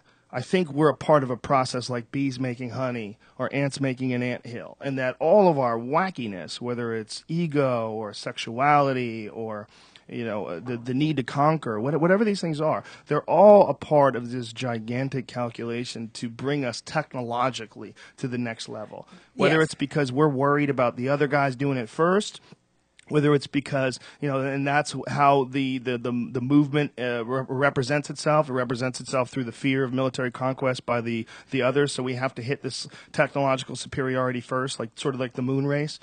Whatever the fuck it is. When I look at the idea of our inability to grasp what we're doing and our continued movement in the same crazy direction, especially when it comes to war and the lack of respect people have for poor people and the lower classes and the lack of resources that are put into raising them back up. I almost look at it like it's natural. If you look at every other animal's behavior, whether it's wolves and the alpha beta representatives in the wolf pack and, the way they have their social world structured, even if it's cruel, we see bears eat their cubs. Yes. We understand that this is nature. Bears, one of their favorite things to do, grizzlies, they get up earlier before the females do in the spring, and they go and hunt for baby bears. Yeah. They go into the dens on purpose to eat the babies. Buffets. Yeah, they're motherfuckers, right? But that's natural, and we know that's natural. So we see it and we go, well, that's natural. That's what nature wants. We are the only thing that we think that can stop nature. We can stop the equation. We feel like we are intelligent and aware, and we are capable of stopping the equation that we find ourselves in. And I'm not so sure if that even makes sense. Well, here's one. This is something I thought. I was reading this great book about evolution. Can I pee? Hold this. Oh, yeah, sure. Talk to Brian. He'll tell you about boners. Brian, What about that new PS4? I don't know about that. You're not excited about it, huh? No, I don't care. I'm mildly excited about it. I'm excited about the next generation of these things coming out. Not as excited about the new Xbox, but I think it's pretty cool. Have you been playing games at all? I haven't really been playing games at all. Yeah. I've been playing this game called Far Cry 3 that Oh, you really? Yeah. That's a weird change of game for you. Well, it's funny because the characters in it are douchebags. It's really a cheesy storyline. It's like a bunch of actors get kidnapped by tribal members, and it's very funny the way that they communicate with each other. Like, we're gonna get back to Santa Monica, bro. It's really weird. They all are in the film industry or something. So it's cheesy. It's like a chance to, and also the main character as he progresses gets a tribal armband that keeps growing on his arm. It's definitely, the game seems to have been made by somebody who is definitely into techno and cocaine, but it's still a very fun game. Little Esther's watching us right now, and I've been having a side conversation. She wants to get fake boobs. For real? Yeah. She's just trolling you. No, she really does want fake boobs. She has a nice rack, that girl. Are you trying to think of them? Yeah, I've never seen Little Esther's boobs. Here, you must see a I picture. apologize for that. I'm usually very professional when it comes to my urine. You gotta go when you gotta go. I drank a big kombucha before the Whole Foods started getting the new kombuchas in again. Do you know that kombucha tea, like when you get it like GT's kombucha or Synergy, it was like more than 0.5% alcohol, so you had to be over 21 to buy it. Wow. And you still have to be over 21 to buy it. But they just got it back on the shelves. They had like a diluted form of it, which is still healthy. The kombucha is still good, but it's not as good as the true fermented live culture. Huh. Yeah, it's fucking delicious. I So love good. that stuff. Oh, it's so good. If you did get a taste for that, it's so healthy. It's really because I'll drink a Diet Coke and feel like a loser. I just like, what am I doing? What am I doing? Do I want to fuck my body up? Like, why? I'd rather drink a Coke because I know it's just fatty. I don't know what the fuck these natural or unnatural sweeteners do for you. I don't know. I don't know what the fuck they do. Autistic babies. I don't know. I don't know what's dangerous and what's not. But I know sugar just gets you fat. I mean, it might give you diabetes if you got a wacky system, but basically it just gets you fat. When you take that aspartame, there's like significant evidence that point that stuff causes cancer, like brain cancer. Well, I do. I eat a lot of that shit. Yeah, I don't think you should take You that eat a lot shit. of aspartame? Yeah. Like Splendas, 6 a day. Splendas. And Yeah. my Trenta iced coffee.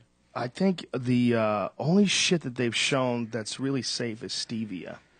Stevia is but that even natural. lately, even It doesn't taste that good. No, even lately there's been some shit on stevia. Really? Yeah. Oh, I haven't heard that. Forget who- Because stevia is a plant. What's that stuff, the syrup? Agave, it's pretty good. Oh, that's what I use. No, agave is actually not good for you. Really? That's not good for you? Yeah, agave is not That good is for you. so disappointing. to Agave hear. is high in like sugary syrup. Or I love some that fucking stuff. shit. I had no idea. I Yeah, thought it it's- was fine. It's not like honey. Like honey is actually good for you. Agave is not good for you. It's just sugar. What a mess. But it's not bad for you. I mean, it's like the real problem with sugar is if you get it without all the other shit that it's attached to. Like if you get sugar from fruit, it's not nearly as bad for you as a spoonful of sugar. You take a spoonful of sugar and your body's just like jolt. Like that, you're not supposed to get that in that form. And when you're drinking Coke, you're drinking like several spoonfuls, just pounding it into your bloodstream. I wonder how many spoonfuls of aspartame is in a Diet Coke. No one's done that. I've never seen that Well, shit. even juices. That's the criticism of fruit juices. The criticism of fruit juices is you're getting far too much sugar. Like you're really supposed to do is drink water and eat oranges. Like because when you eat an orange, it's attached to fiber, it's attached to cellulose, all the different plant, whatever the fuck an orange, the fruit is made of. It's like you're supposed to get that. That's the nutritional package. You're supposed to get fiber along with it. It's like one of the reasons why kale shakes are so good as opposed to juicing. Like this guy at the Whole Foods was talking to me about that. Like, do you juice? And I said, I like juicing too. I like juicing. Juicing is great for getting like a lot of chlorophyll, a lot of like, you can get like highly concentrated like greens if you juice. But the fiber is really good for you too. And if you can just choke it down, and a lot of people are like, oh my God, what are you eating? Just choke it down. You mean your kale shakes? Yeah. Yeah, those are disgusting. Yeah, they're I gotta nasty. piss. Go ahead, piss. You say they're nasty, but they're so good for you, man. And I can't tell you how many people that I've run into at these shows that like this one dude in Anaheim this weekend. He said he lost 200 fucking pounds. He showed me a picture of him standing next to Dan Henderson, and he was like, "Where is it, Ben Henderson?" Not sure. Blurry picture. I forgot to ask him. But he was enormous, and now he's like 200 pounds. I was like, that is insane. I go, that's incredible. He goes, dude, it was just listening to the podcast. He goes, you guys changed my life. He goes, I started thinking about things positive and realizing what can I do to affect my quality of life. So I started drinking kale shakes every day. I started working out just a little, going on walks. 200 fucking pounds this guy lost. Jeez. It's crazy. You want to check this out? Oh, yeah. This is... And by the way, that 200-pound thing, that's just one of them. I ran into some folks in North Carolina. They had lost over 100. The guy had lost 100. The girl had lost 90. I mean, I run into it all the time. It's nuts. It's unexpected. What this is, what we're about to play, is Quentin Tarantino, who is You've one talked of... about this before a Yes, while ago, but, too. Yeah, but this is unconnected. This video is. Quentin Tarantino, my favorite director of all time. If you tell me, like... If there's a new Quentin Tarantino movie, I know I'm going to have a good time. The guy's a nut. But like a lot of nuts, he's nuts. And he's a brilliant director, but he's a chameleon socially. And I noticed it when I was listening to him on. I had the Sirius XM in my other car, in my last car, and I listened to him. He was on Stern, and he sounded almost effeminate, like almost gay, or very, I should say, very submissive. Maybe I don't know. The word you're looking for is autistic. Maybe it's that. Yeah, he might be that. Or maybe he's got like maybe he's Asperger's or something like that. Yeah. But so then he goes on Opie and Anthony, and then when he was on Opie and Anthony, he was one of the guys. You're like, Opie and Anthony are like regular guys, So you go on that show and Jimmy Norton's there talking about trannies, and you're like, I'm one of the guys. We're all one of the guys. We're hanging out here, guys. We're hanging out, guys. Guys are hanging out.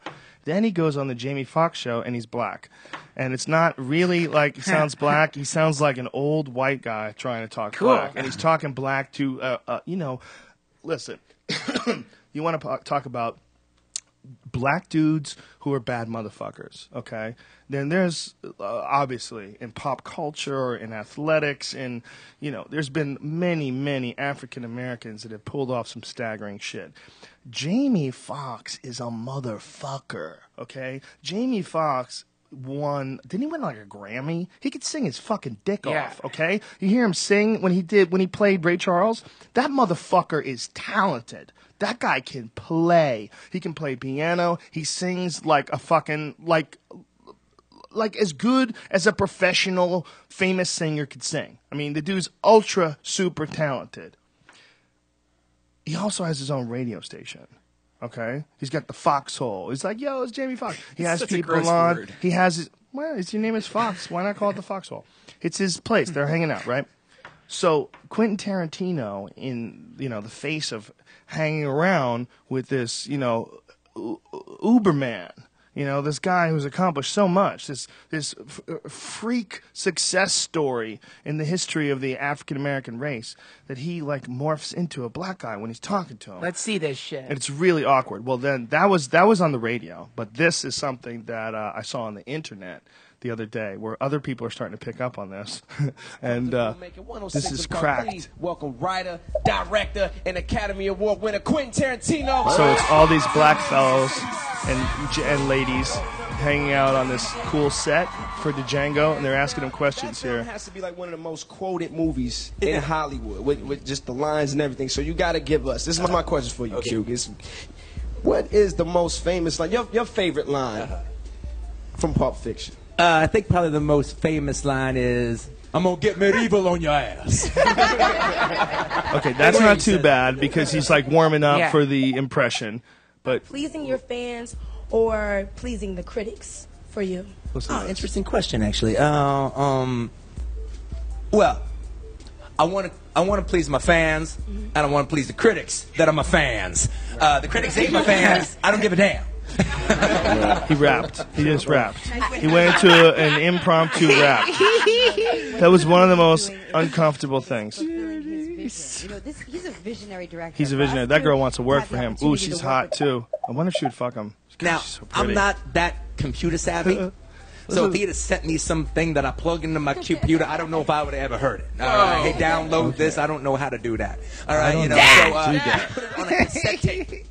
Then Jamie, my man, Jamie Foxx. Here's Jamie Foxx sitting here going, man, I'm hanging out with this crazy white motherfucker. Rick Ross and the whole posse. Fake Rick Ross, by the way. That's the fake. Look at Samuel Jackson. Samuel Jackson is very uncomfortable. Look at him. He's not even taking that fucking microphone away from his dick. 100 black grays so I can lay their ass in. I need 100 black preachers with a black sermon. Go over to Carrie with my little tape recorder, play it. Bam, bam, bam. Wait, hold on. Isn't it possible, though, that this is some kind of weird conceptual gag he's doing? No. Like he was backstage and was like, I'm just going to do this for no reason. Isn't it possible it's some inside joke? I mean, it does remind me of something that my ex-girlfriend would do just because she likes, like, kind of like trolling every single person she talks to. Yeah, I got it, man. With someone like Quentin Tarantino, who is clearly a fucking genius, right? I've got to think first, this is some kind of gag. That's what I think. That guy's so cool, man. Well, that's because you're looking for a conspiracy and everything. I don't know, man. You're that guy. Me, I go, oh, he's a loon. I think it's a brilliant loon. I think it's Asperger's, man. I think he just gets uncomfortable or nervous, and he just doesn't even realize he's doing it. Yeah, but I bet you're right. Nothing. Look, we're making fun of the guy. Okay, it has to be done. Doesn't mean I don't love him. He guy's fucking awesome. Thanks, James. Yeah, amazing director, but that shit's hilarious. It's hilarious when you're a different person in 3 different places. But you might be right. It might be that. It's got to be a gag. Yeah, let's check this. And I took it home and I played it and go, this is the bomb. Before, my movies are always filled with songs, but it's always stuff that I chose from either my own collection or something like that. I never have like a music supervisor hook me up with stuff. It's always stuff I chose. And part of the reason I now watch did this that is I didn't want to actually show go him to on an another artist show. and ask them to write something, and then they do Red-Nosed Reindeer, the Charlie Brown special. Right. What was that one with Fred Astaire as the mailman? Starts he's narrating it. Santa Claus is coming to town. Yeah, at the end they're like, who are you? I was trying to find his speech he did at the Oscars. That was a really good one because he was in front of like the highest of Hollywood people, so he was being very respectful. And so his voices and how he talked was very accurate. Like it was way better example than what we just saw there. It was like super white guy. What a strange fellow, man. That is a confusing man. He's awesome. I love him. I love him too. I love him. He makes the best movies, man. His movies are fun. They're all fun. They're all wild chaos. Well, also, you know about the theater he bought, right? There's a theater in LA that only shows it's not in Santa Monica.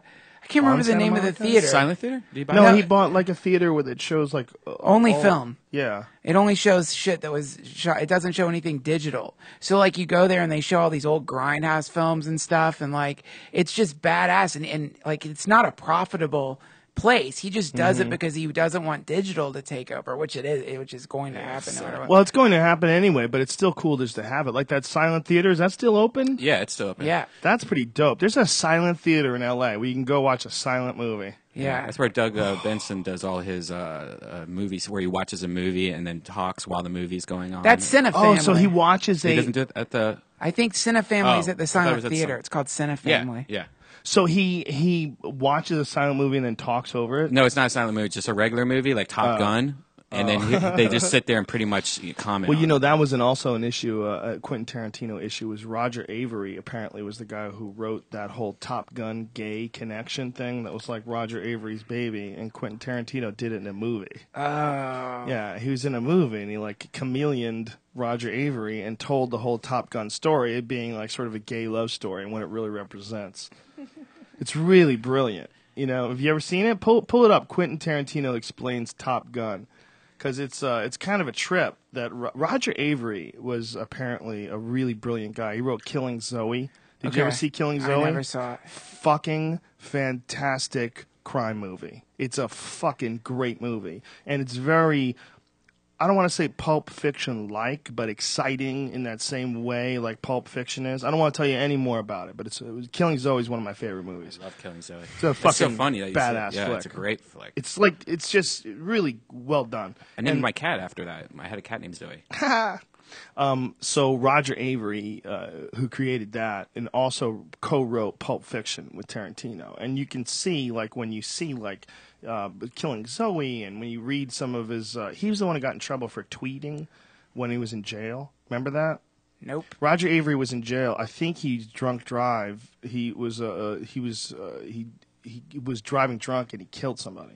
I think he got in a car accident and killed one of his friends. Oh. Yeah, and he had to go to jail for a while, and he was tweeting from jail. And there was like some sort of a controversy with the fact that he was able to tweet from jail. So they moved him. They wound up moving him, I think, because of it. I think he really got fucked over because of it. I think. I'm not sure if I'm telling the exact true story, but he wrote these really, interesting tweets from jail. It was really fascinating. That's he would cool. talk about the different, social things that are going on, and this guy across the hall that guy owes him money. This could get ugly. It's really fascinating shit. That he would talk about. Guards getting bribed and dudes smuggling heroin up their ass. Ah. All right. Yeah. This is Quentin Tarantino. What's the film about? What's it really about? What genre does it take? What like it's like the spine? The spine. Like one sentence? Like no, I don't fucking Boy Meets Girl. I don't give a shit about that. Fuck Boy Meets Girl. Fuck motorcycle movie. No, what is really being said? What's really being seen? That's what you were talking about. Because the whole idea, man, is subversion. You want subversion on a massive level. You know what one of the greatest fucking scripts ever written in the history of Hollywood is? What? Top Gun. Oh, come on. Top Gun is fucking great. What is Top Gun? You think it's a story about a bunch of fighter pilots? Yeah, it's about a bunch of guys waving their dicks around. It is a story about a man's struggle with his own homosexuality. That's serious. That is what Top Gun is about, man. You've got Maverick, all right? He's on the edge, man. He's right on the fucking line, all right? And you've got Iceman and all his crew. Right. They're gay. And they represent the gay man, right. All right? And they're saying, go the gay way, go the gay way. He could go both ways. What about Kelly McGillis? Right? Kelly McGillis, she's heterosexuality. She's saying, no. Go the normal way. Play by the rules, go the normal way. And they're saying, no, go the gay way. Be the gay way. Go for the gay way. All right, that is what's going on throughout that whole movie. He goes to her house, right? All right, it looks like they're going to have sex. You know, they're just kind of sitting back. He's taking a shower and everything. They don't have sex. He gets on the motorcycle, drives away. She's like, what the fuck? What the fuck is going on here? Right. Next scene you see her, she's in the elevator. She is dressed like a guy. She's got the cap on. Oh, she's got the shit. aviator class. She's wearing the same jacket that the Iceman wears. She is, okay, this is how I gotta get this guy. This guy's going towards the gay way. So I gotta bring him back. I gotta bring him back from the gay way. So I'm gonna do that through subterfuge. I'm gonna dress like a man. All right? That is how she approaches it. Right. Okay. All right, but the real ending of the movie is when they fight the MIGs at the end. All right, because he has passed over into the gay way. They are this gay fighting fucking force, all right? And they're beating the Russians. The gays are beating the Russians, all right? And it's over, and they fucking land, and Iceman's been trying to get Maverick the entire time. Finally, he's got him, all right? And what is the last fucking line that they have together? They're all hugging and kissing and happy with each other. And Ice comes up to Maverick, and he says, man, you can ride my tail anytime. And what does Maverick say? Maverick, you can ride my sword fight! Sword fight! Sword fight! Fucking it, man! That's so great. Yeah, that's crazy. That's brilliant. But imagine if you were Roger Avery and you wrote that, and Quentin Tarantino did it in a movie. That would suck a fat dick. Yeah, that sucks. And apparently, Quentin claims that they co-wrote it together. I don't know what happened, but it's a fucking brilliant analysis. Whoever wrote it, Quentin or Roger Avery, whoever wrote it, that's a brilliant analysis. Brilliant analysis. What's that from? It's hilarious. Killing Zoe, right? That's from Killing Zoe? No. I don't know what that movie was. That's I don't know what the movie was. That's not from Killing Zoe, though. No, it's from some movie. Something much more recent. Yeah. No, that's not recent. That's actually really. I think that's much like more 90s. recent than Killing Zoe. No, really? Yeah, I've seen that before a long time ago. Okay, well now we need to figure that out. Pull it up. Find out where it came from. But I think Killing Zoe was like in the 90s, wasn't it? I don't know. That was a great fucking movie, man. I love that. That's what making movies is about. Is Sleep with Me, 1994. Sleep with Me. Yeah. Wow, Yeah, I remember. crazy. So I saw that a long ass time ago because I was like addicted to Quentin Tarantino. So I had to see every single movie that Quentin Tarantino was in. Joe, have you seen this Microsoft thing that they announced? It's supposedly for an upcoming Xbox.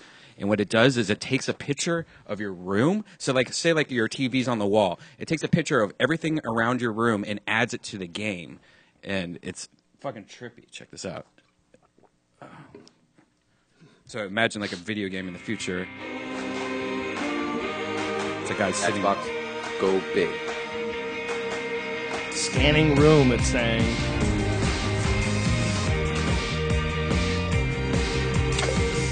So it's just like put shit on the walls? Yeah, but watch this bookshelf pretty soon. It knows the bookshelf's there. And so that shit looks distracting as fuck. It looks better when you see it in HD. The low res of the thing makes it look like shit. Yeah. Oh, really? Yeah. Well, it See, seemed look like, at that. Look at that. Oh, wow, it does that? Yeah. Like it really manipulates your environment so it adds it to the game. Like, oh, wow. So it highlights the bookshelf. And the floor a little bit. yeah. And so like it showed pixels, so pixels were coming at you, but it knew the floor was there, so the pixels would kind of ride the floor and stuff like that. It's cool, man. That well, it seems like that's where it's all gonna go, right? It's going to the fucking Oculus Rift, dude. That's where it's going. Fuck the projector shit. Have you seen the Oculus Rift? What is that? Have you seen videos of people with the Oculus Rift off? It's this like consumer-based virtual reality helmet that's coming out that is apparently so insane that when people wear it and they hear someone talking near them while the Rift is on, it's confusing. It'd be like you sitting here right now and suddenly a disembodied voice starts talking to you. Because it like fully like it's like apparently incredible. There's videos of it out there. Have you seen those, Redban? You got to show people putting it on. Optics, right? The lenses create a fisheye effect, and we correct for that distortion. So I gotta get one of these. What I'm gonna do is give you the headset. He's gonna wear If you were standing, you would have your body, your brain just naturally just tell you to start walking. Mm-hmm. You know, it would be a really good thing to like put this on someone's head, and they're like inside of like a train tunnel, and have them walk towards the light and come out into the world. So if you show it right when he puts it on. Walk up to like one of these buildings, basically. And we can't see what he's saying though. We just see a guy with some It's crazy. cool to see him react at first. It's that first thing is their. Oculus Rift. You have to experience. You have to see it for yourself. Also, that guy is so David stoned. Kelly, Candid Anthony. Okay, so he's gonna put it on for the first time. Are you taking the red or the blue pill? There he goes. And just adjust a little bit. Tell me when it's pretty good. Looks pretty good to me. All right. So before you take off running through the streets of this village, I want you to look left, look right, look up, look down. Holy shit. And actually look 180 degrees, like turn your body and look at me, basically, where I would be, but I'm not. So you do have full 360 head tracking. Wow. Oh my God. First, just take a look at some of the snow. The snow is it's all stereo, so you should see some nice depth to that snow. You feel like it's falling on you almost. You feel like you're gonna catch it. Wow. Yeah. Take a look at some of the. So they finally figured it out. Yeah. Well, yeah, they've had it for a while. They just haven't had a consumer-based one, and they've got to like the other interesting thing in one of the other interviews I saw is they're talking about when they're releasing it, and they say obviously they can't release it until people design games for it, and that it's not as simple as just plugging it into a game because the size ratios are off in a game, and like the characters running around in the game are either bigger than a human would be or generally smaller than a human would be. So for it to really work, you've got to design the thing around an actual human size. So it's really strange. They've got to go through and like redesign games based on this fucking thing. Nobody works harder and longer hours than game designers. God damn, I Those know. guys work some crazy hours. You remember when we were hanging out with Cliffy B and it was getting close to the release of one of their games, and they said they would just sleep in the office? Yeah. They would just sleep in the office and work for weeks at a time. And like loved ones would come and visit them at work. They would just be gone. They'd be work forever, and just to meet a deadline to get a game out. Yeah. That's a crazy. The world of video game development. That's a lot of hours. That's a difficult thing. And it's so weird that like that those guys don't have like an Oscars. That's going to be in the future. Like now we get these guys who like regurgitate lines somebody wrote, and we're like, oh great. What about these people who are gods creating virtual universes that you can run around inside of? Yeah, that's no joke. Yeah, that's with code. Yeah. With code. With fucking code. They're not even, they have to type lines of code that invoke virtual reality. They're summoning alternate dimensions with code. Yeah, it's insane. And then you're going to be able to pop on a fucking Oculus Rift and suddenly be existing inside of World of Warcraft. I call that my last day on Earth.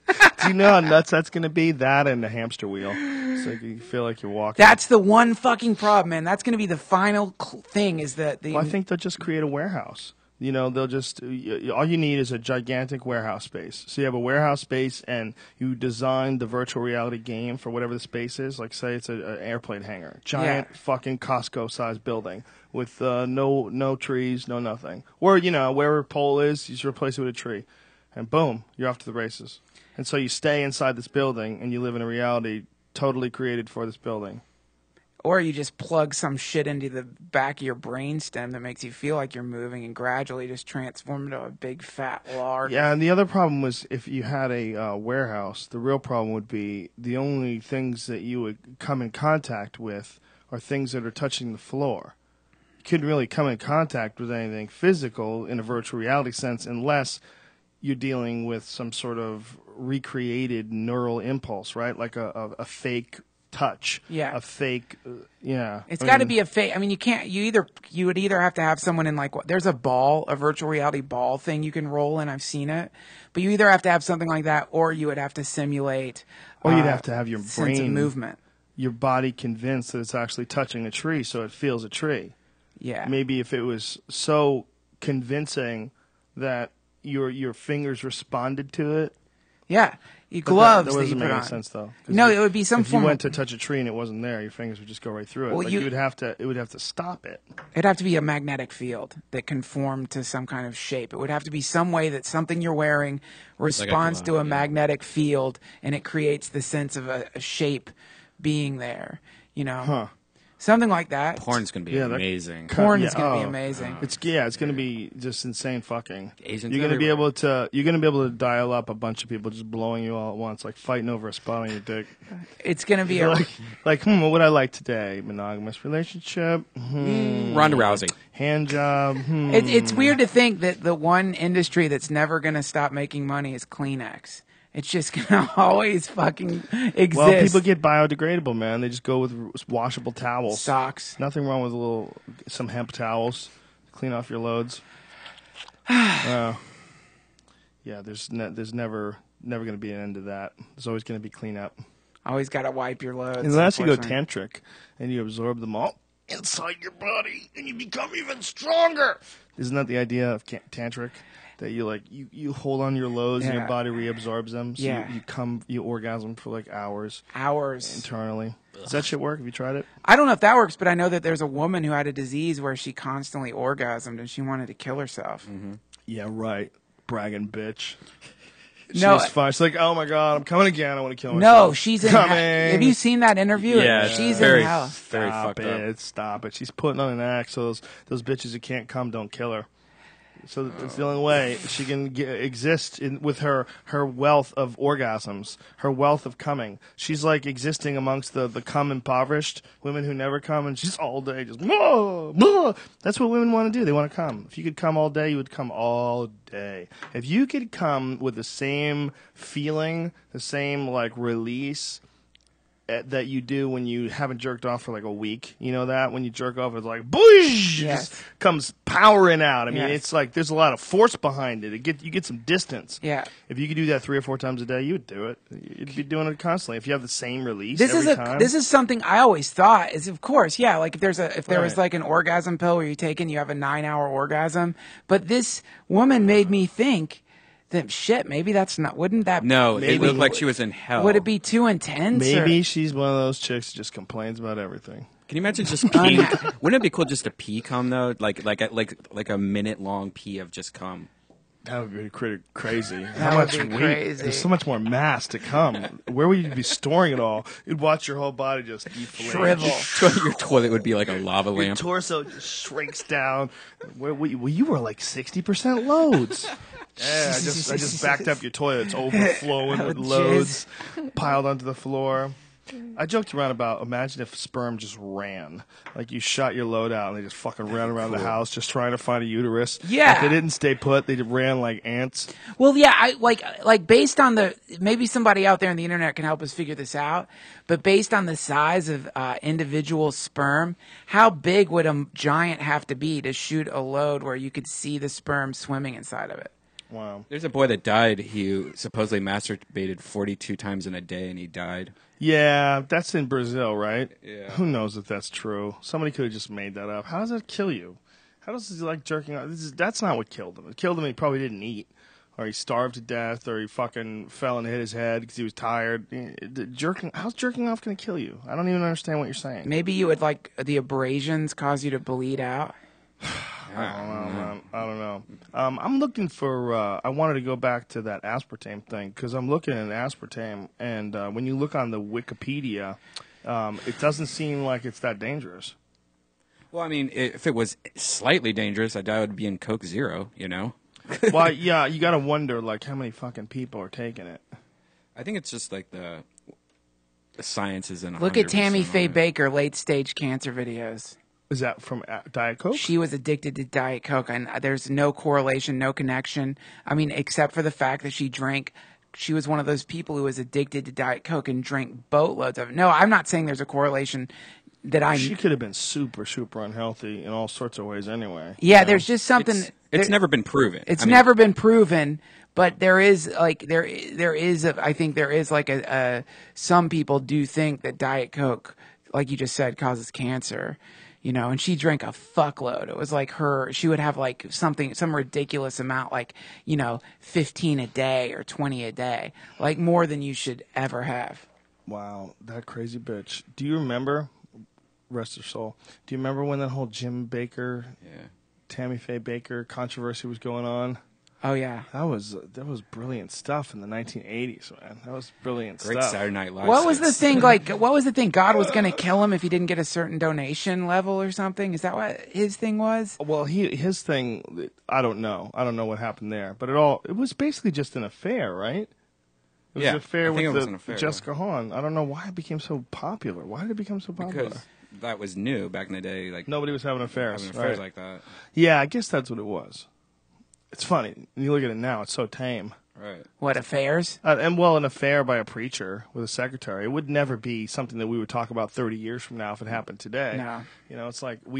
It's like finally we got one. Remember, what's his face got busted? Jimmy Swaggart got busted with a prostitute, and he was crying about how have you ever seen that? Mm-hmm. Ever seen him crying? I have sinned. Yeah. It's beautiful. It's so beautiful. It's like one of the most insincere things you could see a person do in their life. And when you watch it, it sort of inoculates you to insincerity.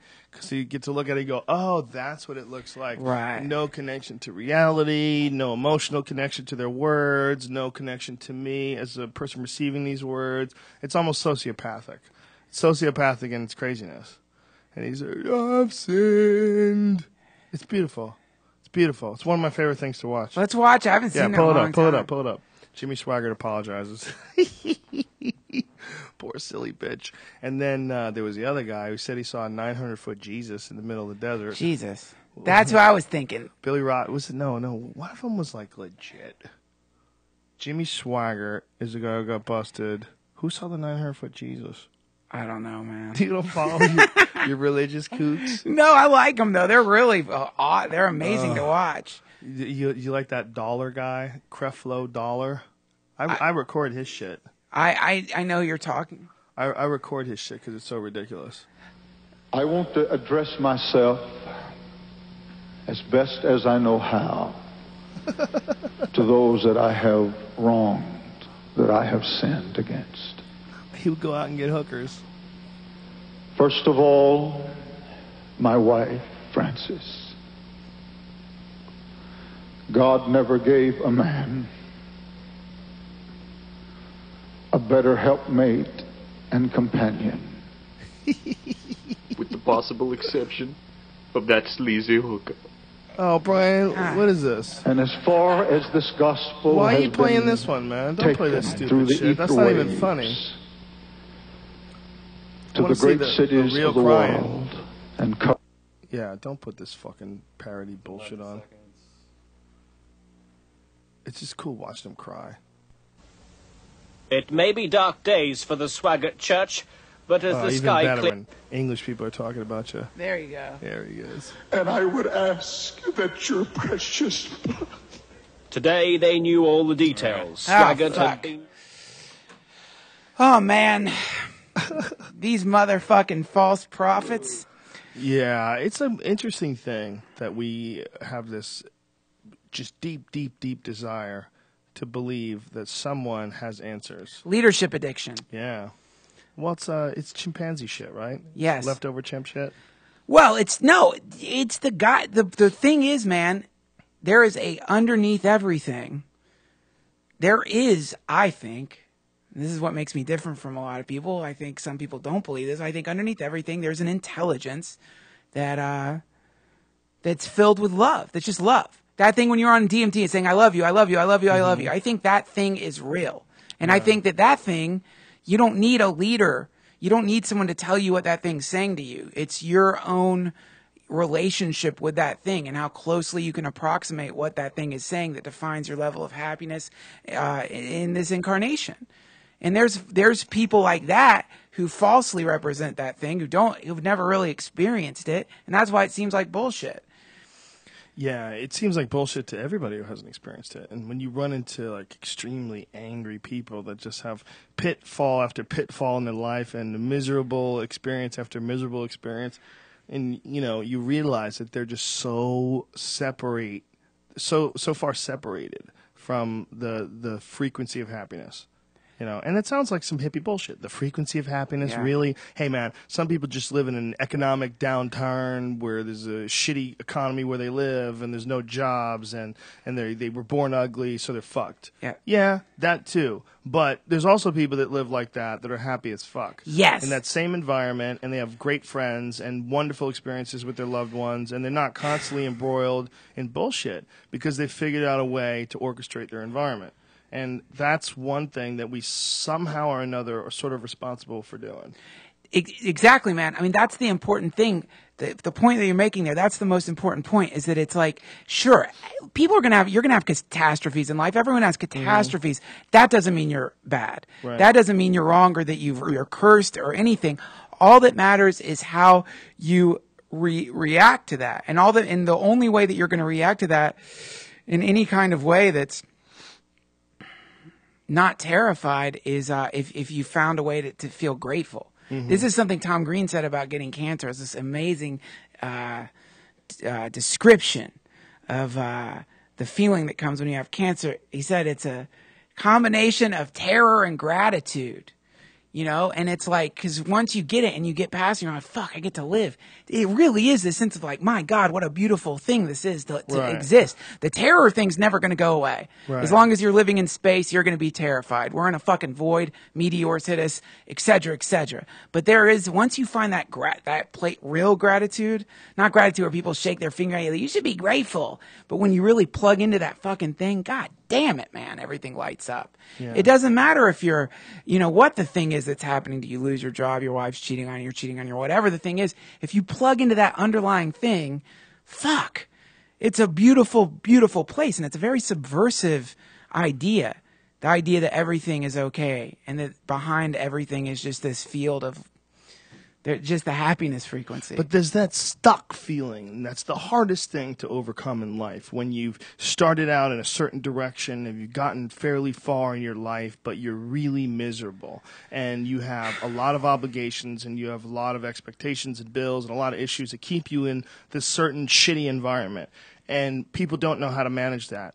And I think that's why one of the most important things to stress is get off on the right track as quickly as you can with your life.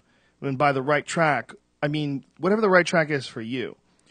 I don't want to say don't listen to your parents, because you might be an idiot and your parents might be dead right. But you might have an idea that your parents can't wrap their fucking puny brains around too. You might be talented in one way, shape, or form that your father doesn't want to see his creation go off to be. Right. And ultimately, you are your own person. You really there's so many people that have lived their life for other people, and they're miserable. I've never met an ecstatic son of the owner of a business who runs the business with his father. I always see a man who probably would rather have carved his own path in life and is just caught up in the wake of another man because that other man raised him.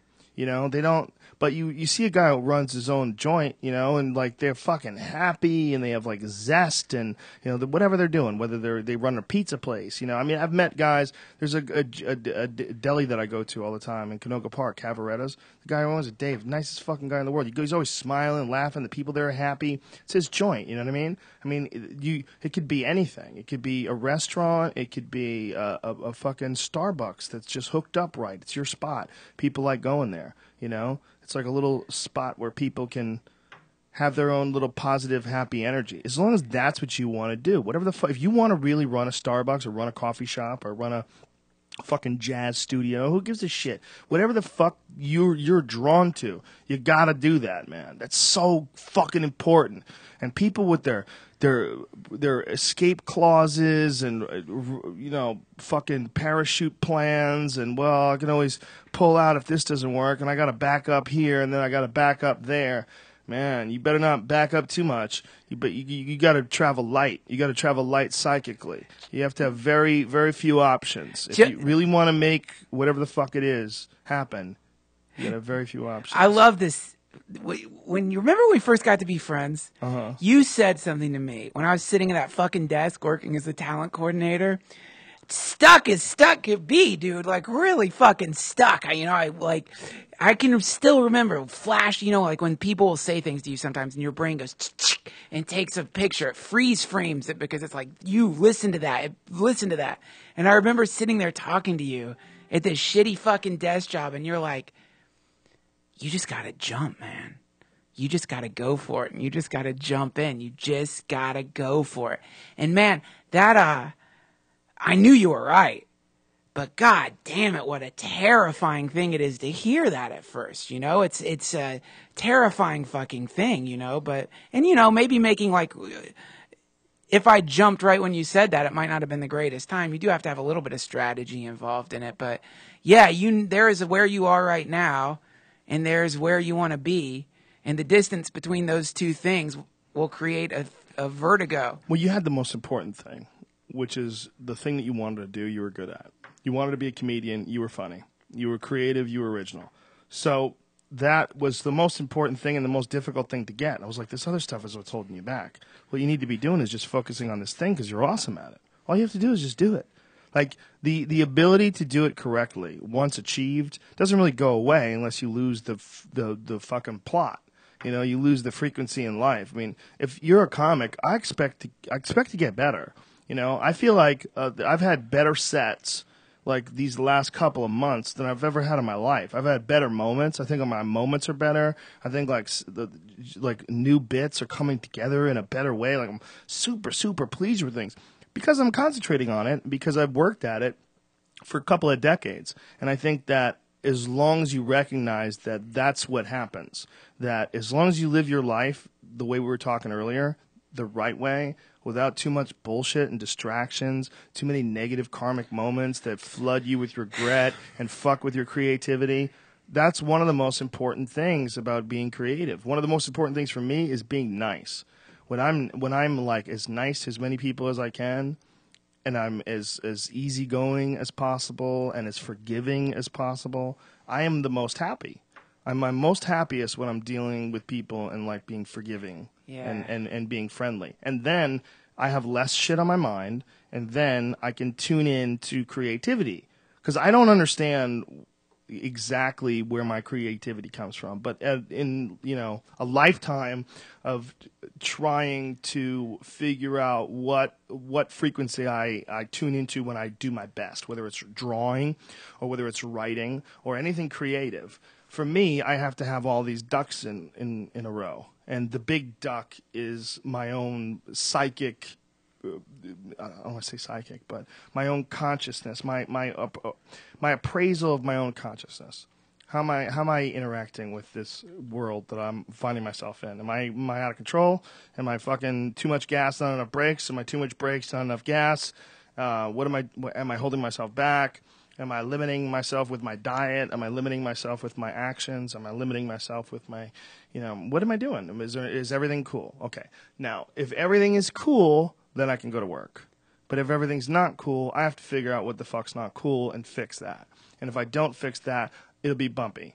The whole thing will be me trying to duct tape this fucking ship together while it re-enters orbit and fucking keep everything from falling apart. But as long as you give yourself an honest assessment of how you're thinking and how you're interacting with the world, that's where it gets fucking hard to do. It's hard to take that first step and give yourself an honest look at yourself. And then once you do that, then it has to sort of become an ethic, and you got to welcome it when other people do it too. Even haters. When haters like point something out about you that's correct, you gotta like accept that. Like, yeah, sometimes they get you.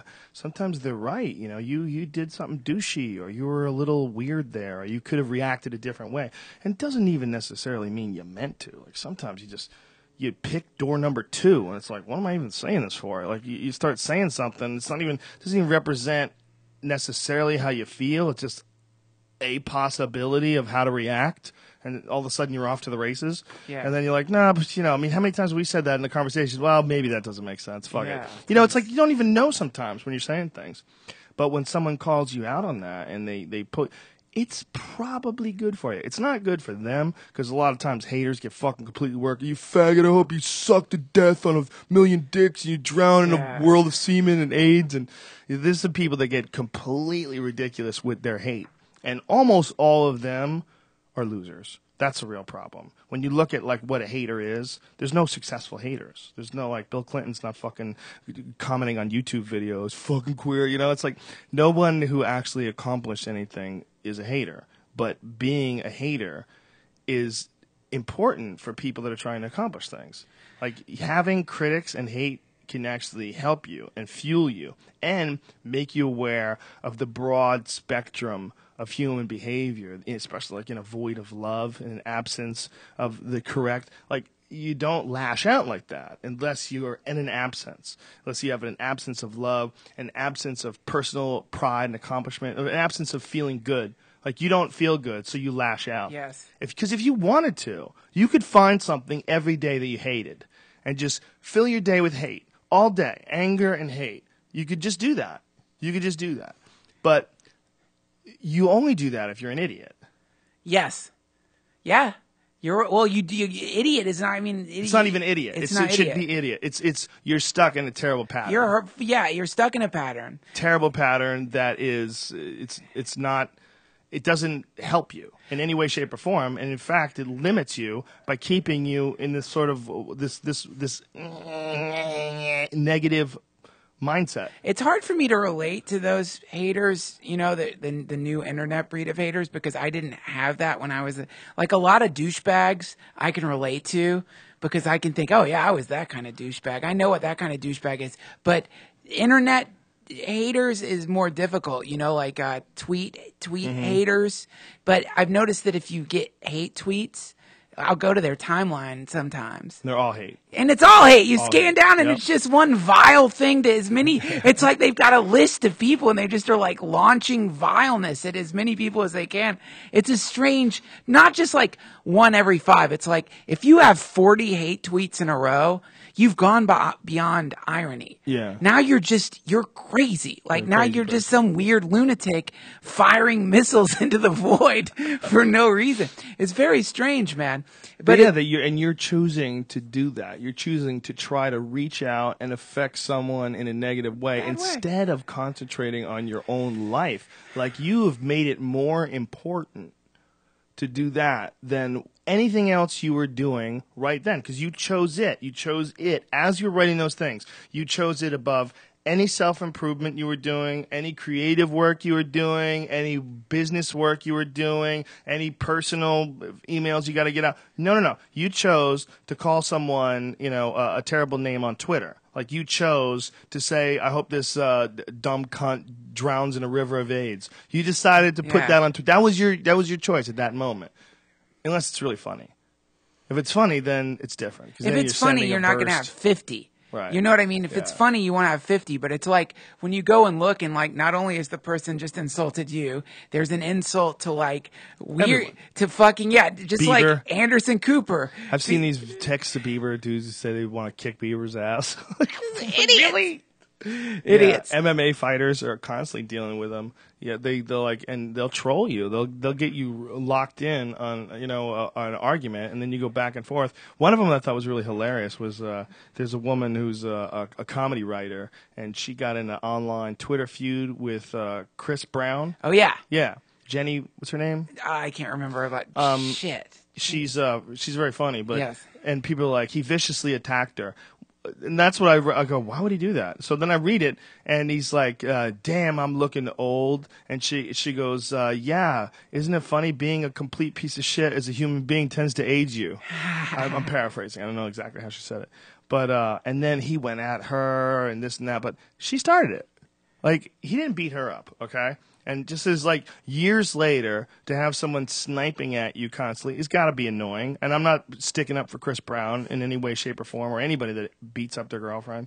But she started it. She decided to tag him in that and tweet him and fuck with him and get him to react to her. And everybody's like, oh, he viciously attacked her. Like, listen, don't put your finger in the cage if you don't want to get bit. You know he beats up women, okay? And what are you doing? What are you doing by stirring it up with him? Well, that's bull baiting. Yeah, it's bull baiting. She won. Exactly. She instigated a dummy. Oh, The yeah. dummy reacted. She analyzed his psychology. She knows this is a man who will swing at a lady. She like came at him with some sassy shit, and it's like it's like throwing salmon in front of a bear. Clearly, and but that's not how they reported it. It was he viciously went after her, viciously like attacked she was her, weeping verbally into her attacked keys. her. What do you mean? She started it. She was dancing. She knew what in she was joy. doing. Enjoy. The moment that dum-dum responded to her, she must have done a fucking tap dance. I wonder, because I would think that if there's a guy who's like really violent and you're a woman, I would think just the fact that that guy knows who you are and you can't defend yourself if you ever ran into him. Chris that Brown? thought, yes,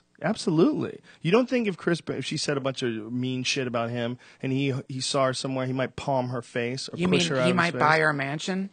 I'm saying if no one was around. Like no if one she- was around. In her mind, Right. she has to realize that if she ran into that guy and no one was there to protect her and there was no security cameras, there was no witnesses, he might do something to her. That's reality, okay? And that feeling is why it's dangerous. That feeling is what, I mean, that has to be in her head. You start fucking with a guy like that to beat up his girlfriend, in her head, she has to know that if her husband isn't there or maybe if her husband is there, I don't know who her husband is. Her husband might be kind of a pussy. He might fold under pressure. I mean, you might run into a situation where it's Chris Brown and you, and then what do you do? What do you do then? What do you Dude, do if then? I would have to be so stoned to like get to that place. I would be like, fuck, man, if I ever ran into, I hope I don't get attacked by Chris Brown. Well, you get in an argument with him on Twitter. Dude, I got You're going 99 back and forth problems and and he's Chris ang- Brown ain't one. But you're not arguing with him on Twitter where you're Yeah. a woman and he wants to kick your ass. I'm not saying he wanted to kick her ass, but I'm saying if you know a man has already beat up a woman and then she's now locked in online in this like verbal insult battle back and forth. He's saying he's gonna fart in her mouth. And he's saying he's gonna he says he's gonna like jerk off on her and fart in her mouth and stuff like crazy shit. And you know, to be a chick, that's got to be a little fucking weird. Right. What about the Black Keys drummer in Justin Bieber? That was awesome. Yeah. Patrick Carney did a thing where he said something like Justin Bieber doesn't deserve an Emmy or something along those lines, and the Bieber fans went after him. So he just starts retweeting all of their stuff with like hilarious answers. Always the best. Yeah, it was really fucking People funny. sticking up for Bieber are hilarious. But he man. turned himself into Bieber. He made his photo Bieber and changed his name to Justin Bieber, and then was like writing swag and all this different shit to people. Like they would insult him, and he would write swag. Stop trying to pretend to be Bieber. You're not Bieber. You're a fucking loser. Swag. It was swag is such a great word to just say like that. Swag, like especially if you're in a battle with Justin Bieber's fans, if you just say swag, because he'll like sing that. The Bieber Army, they attack. Yeah, of course. So does the Britney Spears Army. Neil Hamburger stirs them up every once in a while, where he was getting attacked for a long time by Britney Spears. Well, you fans. remember that video with that guy screaming, "Leave Britney alone"? Yes. That was amazing. That video is one of my all-time favorite YouTube videos. The guy's lying on his bed. He's gayer than a mansion filled with dicks. And he's just, leave her alone! Just crying with his hair flopping behind him on the pillow. It's wonderful. He can't even get out of bed when he's making this. He's so gay. He's like drawn to the bed like a piece of metal to a giant magnet. He's just drawn to a bed. Like, leave her alone. He can't even get up. He's just crying, looking into his camera. Cringe City. That woman we were talking about earlier beautiful. It's actually a work of killed art. herself, Duncan. What woman? The orgasm woman. Wow. Betrayed by her body, she lives in agony, not ecstasy. Warning. Sexual subject matter. Uh-oh. Get your dick out, boys. It's just her moaning for Let's just jerk off My now so we worst don't day, feel bad.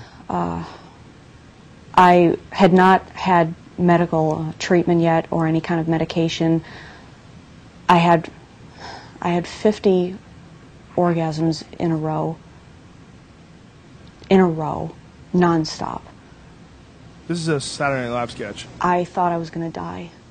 Whoa. Gretchen Milanen suffers from persistent genital arousal disorder, a rare condition that makes her physically but not psychologically aroused all the time. Oh, what a Doctors good do not kid. agree on what causes it, but they do agree on It's how awesome. debilitating it can be. Gretchen, who lives in Spring Hill, says she can't work. She has tried to get disability income twice and failed each time. Income. I guess my case had its limited number of appeals. But yeah, she killed herself, I guess, a couple of months ago or something. I got to split that you guys. sucks. Well, I got to dude, split too. we were almost wrapped up Sorry. here. It's 6:18. So, all right, man. Well, we have to tell people that you're not going to be with us this weekend. Unfortunately, it's some really crazy health shit. Yeah, my mom's super sick. I got to go say goodbye to my mom. Yeah, you're like literally say goodbye. Like your mom's dying this weekend, possibly. Possibly, yeah, maybe a few weeks. But well, I want to make sure you see her. I want to catch her while she's like completely aware. And yeah, and folks in Columbus and Cincinnati, Sam Tripoli is going to take Duncan's place, the hilarious Sam Tripoli. So if you want to send Duncan some love, follow him on Twitter.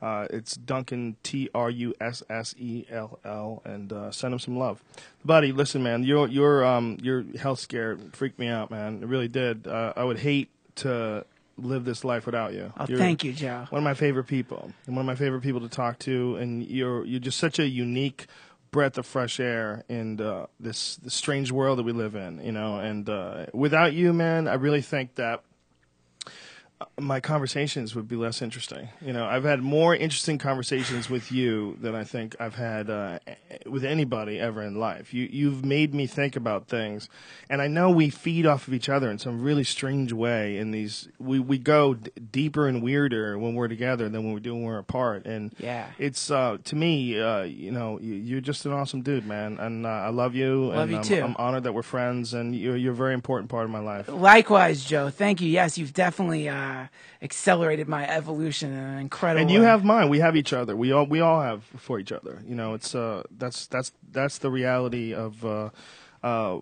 group of people hanging out that enjoy each other's company and that are all sort of like-minded and, you know, honest about life and sort of trying to get through it together. We help each other. We've created our own community, Duncan Trussell. I think You're a part of it. Awesome. We're all part of it. We're all part of it. So that's it, you dirty fucks. Thank you very much for tuning into the podcast. Thanks to onit.com. Use the code name Rogan and save yourself 10%, right? Is that what it is? 10% off any and all supplements. Thanks to Hover. Hover is, use the code name Rogan. You save 10%. Hover is one of our new sponsors. Hover is a domain name registration company that has... I gotta find the fucking copy. You pretty much you can get your .coms there. You can get your .nets. It comes with free privacy protection. Yeah, I'm just looking for the hover.com/Rogan. That's what it is. Hover.com/Rogan. You get 10% off your domain name registrations, and they have some great things like free Whois privacy and very easy to use. I used it recently. It's excellent. We support them, and they're owned by the same people that own Ting. Go to DeathSquad.tv. Brian has all new versions of the kitty cat shirts in. So go get them while they're hot before his new kitty cat gives you nightmares. Are you still working Can on I say anything one like that? thing? May I say one thing? Yeah, you can say anything you want. At the end of the month, I'm going on tour no matter what. At the end of the month, I'm going on tour. It's on my website at DuncanTrussell.com. Where you going? East Coast, New York, Laughing Skull, Atlanta, Georgia, Boston. It's 10 dates. I can't remember them all, but it's at my website. Well, we got to do some too, man. Anything you're not doing on your own, let's do some more stuff together. Hell yes, Fuck yeah, man. let's do it. Let's do it. Yeah, get up to Toronto to the Comedy Underground. You know what we got to do too? We got to get back to Santa Barbara. Santa Barbara was fucking badass. That was badass. That was for badass. sure. That's an awesome community. Or up there. Hawaii. Yeah, let's do Hawaii. Yes. Fuck it, bitch. We got a lot of shit going on. North Carolina, thanks a lot. You guys are the shit. That was a lot of fun. All right, you fucks. We will see you tomorrow. Same bad time, same bad channel. We got a lot of crazy shit coming up, including this Sunday when we get back from Columbus. We have a special podcast with Dr. Stephen Greer at night. This is the doctor that's fucking communicating with aliens. He's the one that's responsible for the Disclosure Project. Ooh. Yeah, he's putting together all those high-ranking military officials. That's that say that tomorrow? they've come in contact. No, Sunday. That they've come in contact with alien life, and that we're constantly being contacted by alien life. Yeah, what the fuck? Okay, and he's a smart dude, so this is going to be really fascinating. Badass. Fascinating shit, you fucks. All right, we love ya. Love you. God is love. What else, Duncan? Hare Krishna. Hare Krishna. All right, keep it together, bitches.